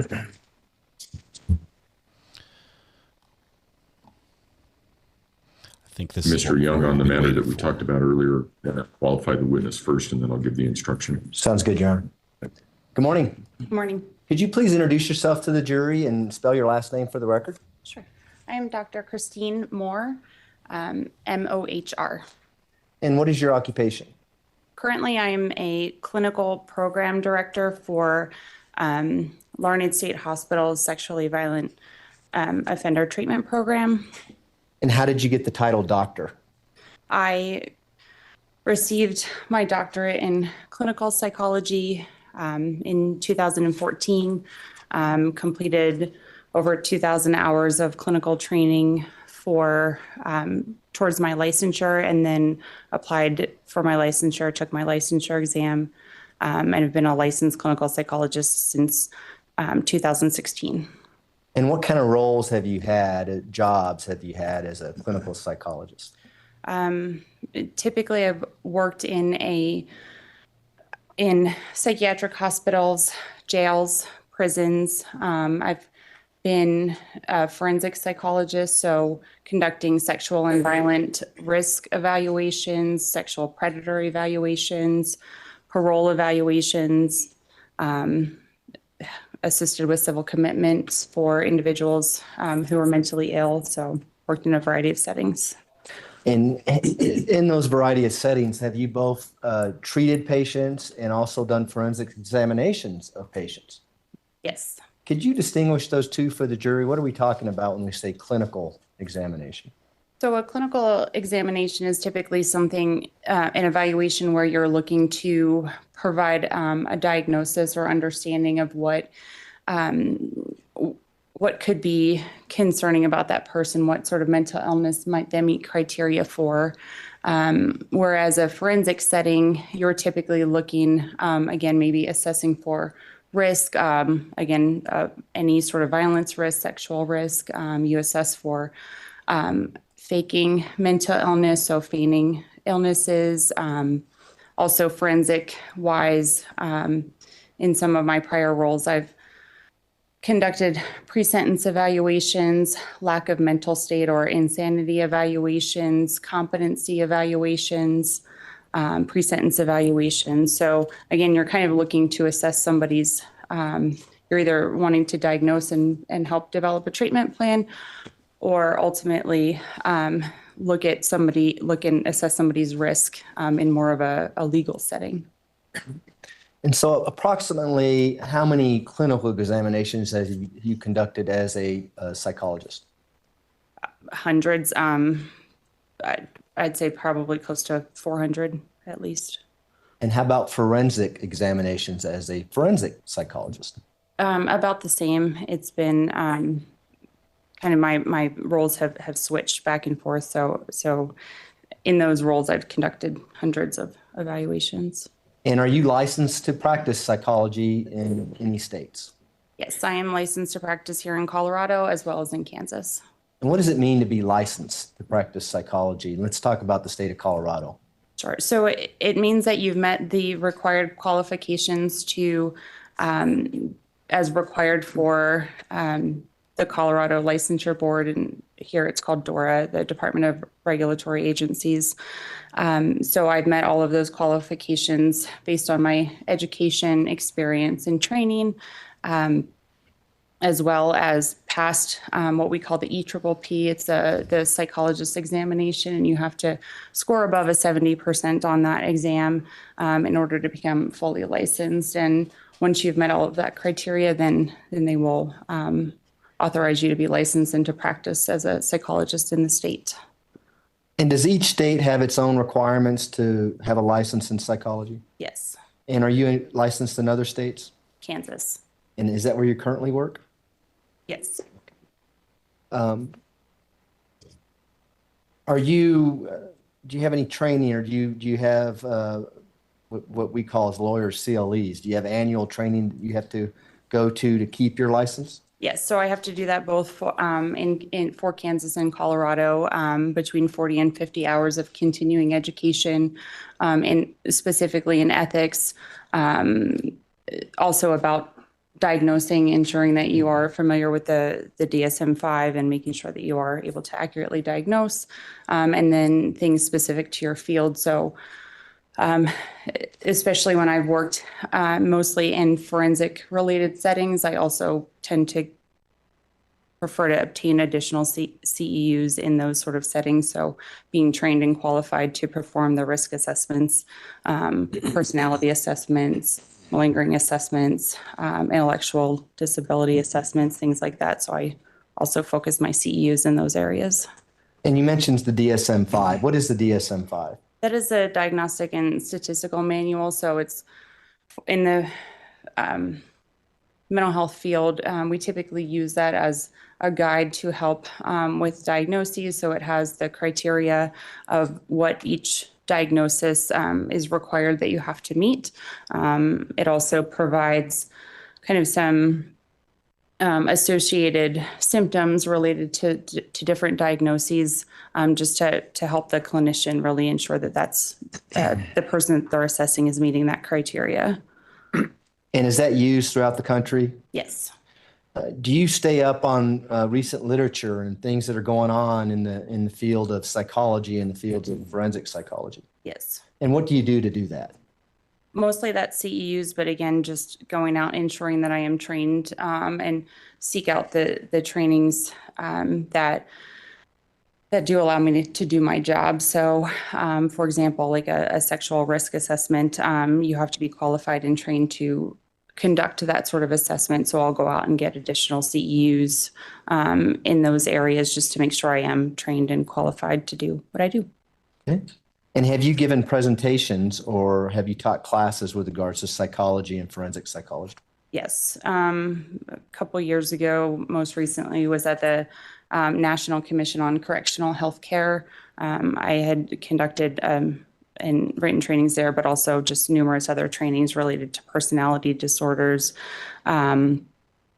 just different symptoms. I always, in some of my roles as a supervisor administrator, I've also had to train other people on how to conduct these sort of evaluations, whether they're the clinical or the forensic evaluations.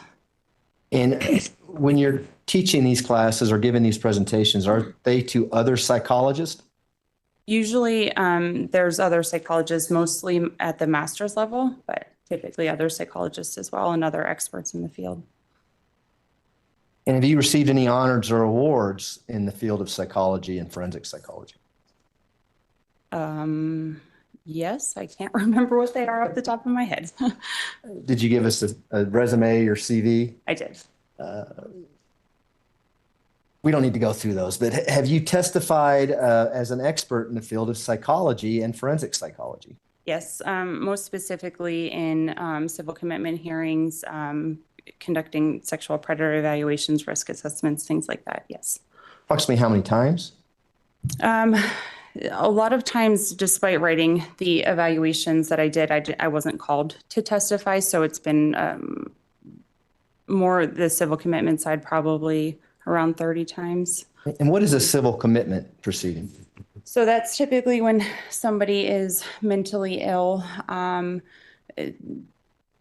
They have a severe and persistent mental illness where they do not want treatment. And so we have to commit to them to a psychiatric hospital against their will. And so we're essentially telling, usually it's a magistrate judge, some of their symptoms and why they would benefit from treatment against their objection. Okay. Now, at this time, I'd ask that Dr. Moore be qualified as an expert in the fields of general psychology and forensic psychology, and ask that she be allowed to give opinions in those fields. Defense? Honor, can we approach? You may. Okay, so let's cut to that one here.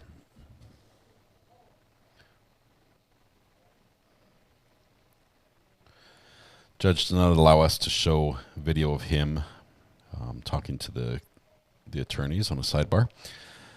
This the judge is going to give a little disclaimer to the jury here about what the testimony can be used for, and I believe he's going to say that it can be used to determine her sanity, but not her guilt related to crimes. Guilt or innocence. So it's just for sanity. So we'll see. Obviously, defense is not happy about this. They're not excited. Right, ladies and gentlemen, you are about to hear evidence or testimony from this witness. The evidence you are about to hear goes to the issue of insanity and insanity alone. With that, prosecution. Thanks, Judge. That was our statement. Dr. Moore, could you give the jury a little bit more specifics of what your role is now and what you're doing in your job afterwards?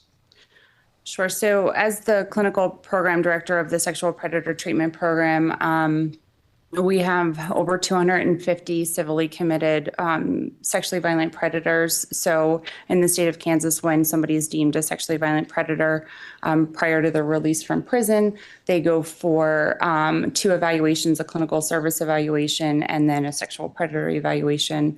And then they're civilly committed to the program. So we are required by law to provide them care and treatment related to their sexual offending behaviors. So I oversee all of the clinical aspects of that. I supervise numerous master's level psychologists and master's level social workers. They're the ones that are typically providing treatment. I also chair what we call the progress review panel, so help evaluate if people are progressing in treatment or need to be returned to more intense levels of treatment. I supervise the forensic evaluator, so that person's role is to conduct initial evaluations to clarify diagnoses, and they also do annual evaluations that are required by law for the court to determine if that person still meets civil commitment criteria as a sexually violent predator. What were you doing back in March of 2020? I was the mental health director at the El Paso County Jail.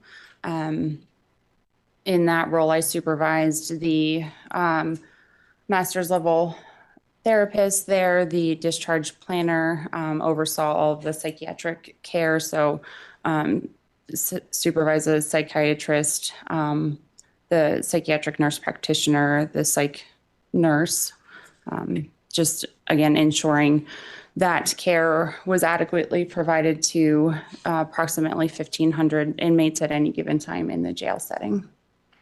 And before we get into the details with regards to this case, we talked about a clinical diagnosis or your role as a clinical psychologist versus your role as a forensic psychologist. Can you explain the difference between the two? And let's start with what a clinical psychologist might do and how you treat a patient who may come see you. Sure. So in a clinical psychologist role, somebody is typically coming in due to some either whether it's them self-reporting some mental health concerns. It could be something like anxiety, depression, schizophrenia, bipolar disorder, things like that. And what we do is we start by conducting an initial evaluation and diagnostic clarification to make sure that we do have an accurate diagnosis. And then from there, we develop a treatment plan in order to help stabilize them, whether that would include individual therapy, group therapy. We might refer them to a psychiatrist for medication management as well, and then typically try to work with a team in the sense of whether nursing staff are involved. Like I said, the mental health staff, psychiatry, just trying to have a pretty collaborative approach to somebody's needed treatment. And in a clinical setting, are you relying much like a medical doctor may do on what the patient's telling you, at least at the beginning, to see how that mental illness may be treated? Yes. So typically we will ask them kind of a broad series of questions to cover any potential diagnoses. So kind of casting a wide net to see what concerns that they have. And then if it's pretty clear what their diagnosis is, we'll kind of hone into that area. So maybe they report, for example, that they're depressed and they meet criteria for a major depressive disorder. And we'll go in and develop a treatment plan specific to that. If we are not sure, or they might have symptom overlap, which tends to be common. We don't all fit into nice boxes. So sometimes there might be prominent depression with maybe some anxiety on the side. So we'll, if we need to clarify, we might do some testing in order to make sure that we know that we have the accurate diagnosis. And this diagnosis that you're making, you alluded to if it fits the criteria or words to that effect. What do you refer to see what the criteria is for any given specific mental illness? The DSM-5. And within the DSM-5, is that where the criteria might be listed for whatever mental illness you're looking at? Yes. And do you use that in a clinical setting to make a diagnosis as to whether or not someone actually has a mental illness? Yes. Now, before we talk about the forensic psychologist evaluation, is there any cautionary statement in the DSM-5 and the use of that manual with regards to forensic evaluations? Yes, you always want to make sure especially in a forensic setting, to be very cautious, because in forensic settings, just by the nature of them, there could be some ulterior motive or gain. So you want to be extra sure and clear, make sure you are clarifying that is in fact, the correct diagnosis that you are going to then provide treatment for or write in an evaluation report that goes to the court per se. And is that statement in the DSM-5, or do you know why it's in there with regards to forensic interviews? Just because of the nature of them and because people can have a tendency to maybe elaborate or exaggerate maybe fake symptoms of a mental health diagnosis, so that way that they are deemed they're not taking full responsibility. They're kind of blaming it on maybe a mental health diagnosis as opposed to their true own behavior.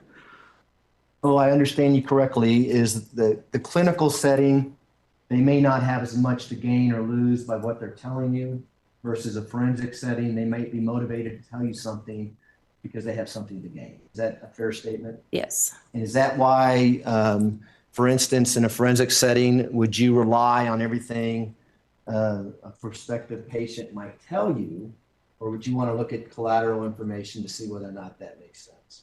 It is very pertinent to look at the collateral information. So yeah, you would take that person's self-report. If you could talk to any family members, if you could obtain prior records to, again, confirm. You also do assessments that have validity scales in them. So most, let's say, personality assessments, they have embedded in them certain questions that will detect if someone is feigning or faking symptoms or over-exaggerating under reporting symptoms. So we do that. And then there's also a specific set of tests that are specific for, again, malingering or faking symptoms. So I've been trained in those assessments as well. And again, we'll typically use those to just confirm or refute a diagnosis. Okay. I want to go back to March of 2020 in your role at the El Paso County Jail. As part of that role, were you one of the individuals who might screen inmates as they come in of serious criminal charges? Yes. For instance, inmates who are charged with first-degree murder, is there a process that they go through when they come through the jail? The process is typically consistent for almost anyone coming in the jail. The first thing that we do is a receiving screening that the nursing staff will do. And so they kind of go through, get all of the baseline or historical medical concerns, kind of do a brief suicide assessment, initiate any medical, mental health, or psychiatric referrals. And then if it's maybe somebody who's a little bit more concerning, they will be referred for a mental health assessment, typically within 24 hours. At the latest, it would be at 7 days. So everybody would come in, have the receiving screening, and an initial mental health assessment. And why do you do this mental health screen with inmates, particularly inmates that are charged with first-degree murder? To ensure that whatever anybody is coming into the jail for, that we can adequately care for and manage any symptoms. In a higher profile case, given my higher level of licensure compared to most of my team that worked there, they were mostly master's level clinicians. I typically would try to meet with those individuals that have higher profile crimes, just because I have a pretty extensive history working in that forensic setting and providing diagnoses. So that's why I would typically go see somebody, and specific for higher profile crimes, because of the nature of them, we always want to ensure somebody's safety. So typically people who come in, again, with higher level crimes, I'll, as a safety precaution, put them on suicide watch initially, just to ensure that, given the nature of the crime, sometimes in and of itself going to jail is traumatic. It's kind of a scary place. And so I just want to ensure that that person is safe. I mean, ultimately in the jail setting, safety is the key. So we will also do a pretty thorough suicide risk assessment with them. Do you also do an assessment to make sure they're not a harm to anyone else at the jail? Yes. We're going to talk about this case and this defendant. Did you have an opportunity to do an assessment of a Letecia Stauch on March 5th of 2020? I did. And is it the same Letecia Stauch that's seated to my left, seated in between the two male attorneys at the table here? Yes. May the record reflect identification of Ms. Stauch? Record will so reflect. Go ahead. Earlier, you alluded to that high-profile cases, first-degree murder charges, you might take a role. Is that how you got involved in this case? Yes. So tell us about that. What was why did you meet with Letecia Stauch on March 5th, 2020? I met with her to conduct her mental health initial assessment. Again, assess for suicidality, homicidality, again, initial diagnostic assessment, see what referrals might be needed, specific to her given the nature of the alleged crime. Also, just checking in as a stepmother, making sure that she's safe, she's okay, and see how she was adjusting. To my knowledge, she does not have a criminal history. So again, like I said earlier, going to the jail for the first time, it can be somewhat traumatic. It can be scary. People don't really know what to expect. It's a totally different environment. So again, just making sure that my intent was to assess her to ensure her safety and stability while under our care. And what was her demeanor like when you first met her? She was, from my recollection, generally very calm, polite. She reported kind of some general symptoms, but we had a very lucid, fluid conversation where there weren't any significant concerns raised. I do recall she was not really in agreement with being on suicide watch, but again, just due to the nature of her alleged crime, as well as being somebody in jail for the first time, I had placed her on suicide watch just as a safety precaution. And have you done that with many inmates who are charged with first-degree murder just as a precaution? Mm-hmm. As you're talking to her for the first time, did you notice any obvious signs of any mental illness that she may have had at that point? She not anything overt. Again, just being in jail, I think everyone can be a little bit anxious or nervous. I do recall her reporting a history of a generalized anxiety disorder diagnosis. So that seemed fairly consistent. Her self-report of that seemed consistent with how she was presenting. And as part of your role at the jail there is to prescribe medication that the inmate might need if they do have a mental illness?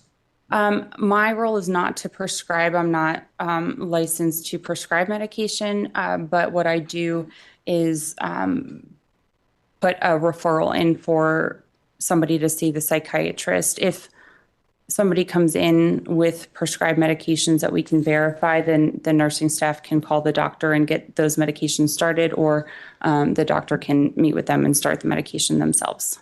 And do you know whether or not that was done with regards to Ms. Stauch? Yes, our psychiatrist, Dr. Hargraves, had also met with her, I believe on March 5th as well, and prescribed her, I believe it was hydroxyzine, which is an anti-anxiety medication. It's a very kind of generic low medication. It's not something like an antipsychotic, which has helped to kind of prevent some symptoms. It just kind of helps calm down your anxiety a little bit. And I still want to stay on the March 5th, 2020, your first meeting with Ms. Stauch. Are you also, is this a kind of a clinical evaluation at this point? Are you also evaluating if there's anything or some mental illness that she might need that you can either refer out or facilitate at that moment? Yes. And as part of that evaluation, do you ask her if she has any mental illnesses? Yes. And how did she respond to that? She had reported having the prior diagnosis of generalized anxiety disorder. As you already alluded to? Did she mention any other potential disorders that she might have? Not that I recall. Did you see any signs of any mental illness other than what she was telling you about the generalized anxiety? No. And when I talk about signs, what does that mean to you? Signs or symptoms, typically when people have a mental illness, they will have, you can kind of see it. So let's say, for example, somebody could be responding to internal stimuli, and that might be consistent with more of a psychotic disorder. None of that was observed. So sometimes they might be looking around at the room or talking to themselves under their breath. They might seem very sullen or depressed or uncontrollable crying. They might be having more of a manic sort of mood episode. So they might be talking very rapidly. So just a lot of behavioral observations. So speech, affect, body presentation, things like that. We just look at all of that in order to determine a sign or symptom. And why is the term psychosis kind of what you're describing, where they're looking around and acting like someone's there who's not there, or hearing voices that you can't hear, that only they can hear, that kind of thing? Yes. Why are you looking for that, or why is that relevant in your evaluation, and particularly with Ms. Stauch when you first met her on March 5th? That's going to play in how we're going to treat her. So somebody who might be psychotic, so to speak, we might need to, again, just to put them in a potentially restrictive housing. If their behavior is very erratic, we might need to bump up a psychiatric referral, monitor medication compliance if they're prescribed medication, just to ensure that stability. So looking for that, it's just important to see how we will manage them in a jail setting, what sort of unit or housing location is best for them. And again, just to see how often we might need to follow up with them. Okay. Is psychosis, where you're hearing things or seeing things that aren't there, is that tied to a severe mental illness? Did you see that in someone? Yes. And is that one of the things you might be looking for when you meet anybody in your initial diagnosis, or someone who's entered at the jail for first-degree murder? See that, you may have to go to a plan B, C, or D. Mm-hmm. Yes. And you didn't see any of that with Ms. Stauch when you first met her? I did not. Did you ask Ms. Stauch about whether or not she had any outpatient treatment for any mental illnesses? I did ask her that. And how did she respond to that? She denied any prior hospitalizations or treatment. So does that include any inpatient or outpatient treatment? Yes. I know it's pretty obvious, but what's the difference between the two? So outpatient treatment, you might go to therapy. You might drive yourself to therapy once a week. And inpatient is where you're living there. It could be something as short as 72 hours to years. So again, a higher level intensive treatment is inpatient treatment with 24-hour around-the-clock care. And outpatient is you're able to fairly well manage your own symptoms, but might need a little bit of assistance. So you see a therapist. Okay. Now, if she would have said that, hey, I had inpatient treatment before I was hospitalized for whatever mental disorder, would you have taken additional steps to see what you needed to do within the jail to help her? Yes. No need to do that in this case? Correct. As you're talking to Ms. Stauch, and we're going to get into several days where you met with her, how are you documenting your meetings?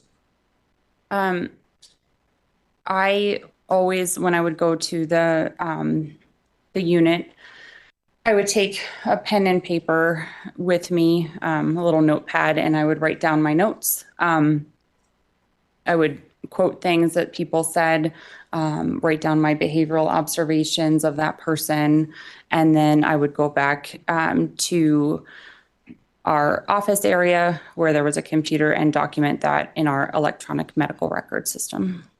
And would you document things so that others can see those, particularly in the jail? If, for instance, you mentioned the psychiatrist wanted to come see her, they could look at your notes and get a historical documented path of what has been going on, Ms. Stauch? Yes. And does that go for all the way to today? You know that she has pled not guilty by reason of insanity. Can other doctors look at your notes and use that in determining whether or not Ms. Stauch is sane or insane? Yes. Did you also note whether or not any psychotropic medication was needed for Ms. Stauch? I noted that, again, my understanding was her primary care doctor had prescribed her hydroxyzine to help with some anxiety, and I believe lorazepam to help with the same. Sometimes that's a little bit more of a medication that it's a bit quicker acting. And did you note that in your notes then? Yes. All right. Now, with regards to the prior diagnosis, did Ms. Stauch tell you when she was diagnosed with this generalized anxiety? I believe it was about 2 to 3 years prior to coming into the jail. If your notes indicate that it was at age 16, would that be accurate? If my notes indicate that, then yes. If I can approach, Your Honor. I don't have a bait page on these notes, but it's from March 5th. Which one? Let me approach, Your Honor. You may.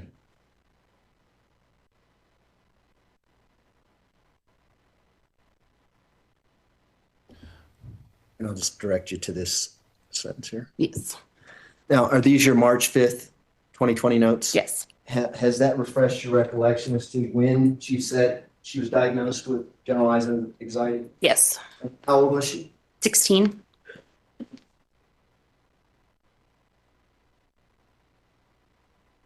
Did she happen to tell you who diagnosed her?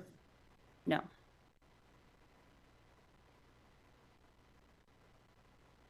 Did you talk to her about any past suicide attempts?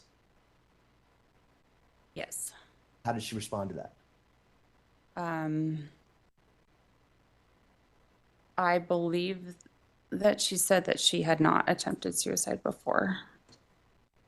Again, I have the privilege of looking at your notes. Sure. If you have your notes with you, you can use those, okay? If it helps refresh your recollection. Just let us know when you're doing that. That's okay? Okay. Mr. Young, can you find a reasonable breaking point in the next 5 minutes or so, please? We could stop now if you like, Judge, if it's convenient for you. Give her some time to look through her notes then. That's great. All right. Ladies and gentlemen, we will take our noon recess. If I can have everyone back in the jury room at, say, 1:30, we should be able to start on time at that point. Again, do not discuss the case among yourselves. Do not discuss the case with anyone else. Do not do your own independent research about any aspect of this case. With that, I'll rise for the jury, please.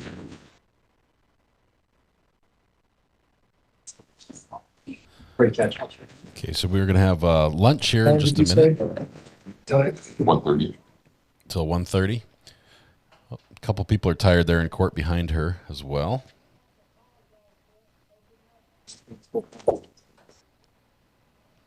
Okay, I will tell you what's going to happen here at my house when we go to lunch. As soon as we break, we're killing the power to the house so we can hook up new power lines to the mains outside. This will all happen within the hour that we're on break. We'll Thank be you. back May all for the be second seated. half. Record should reflect the jury has left the courtroom. Dr. Moore, you can put back.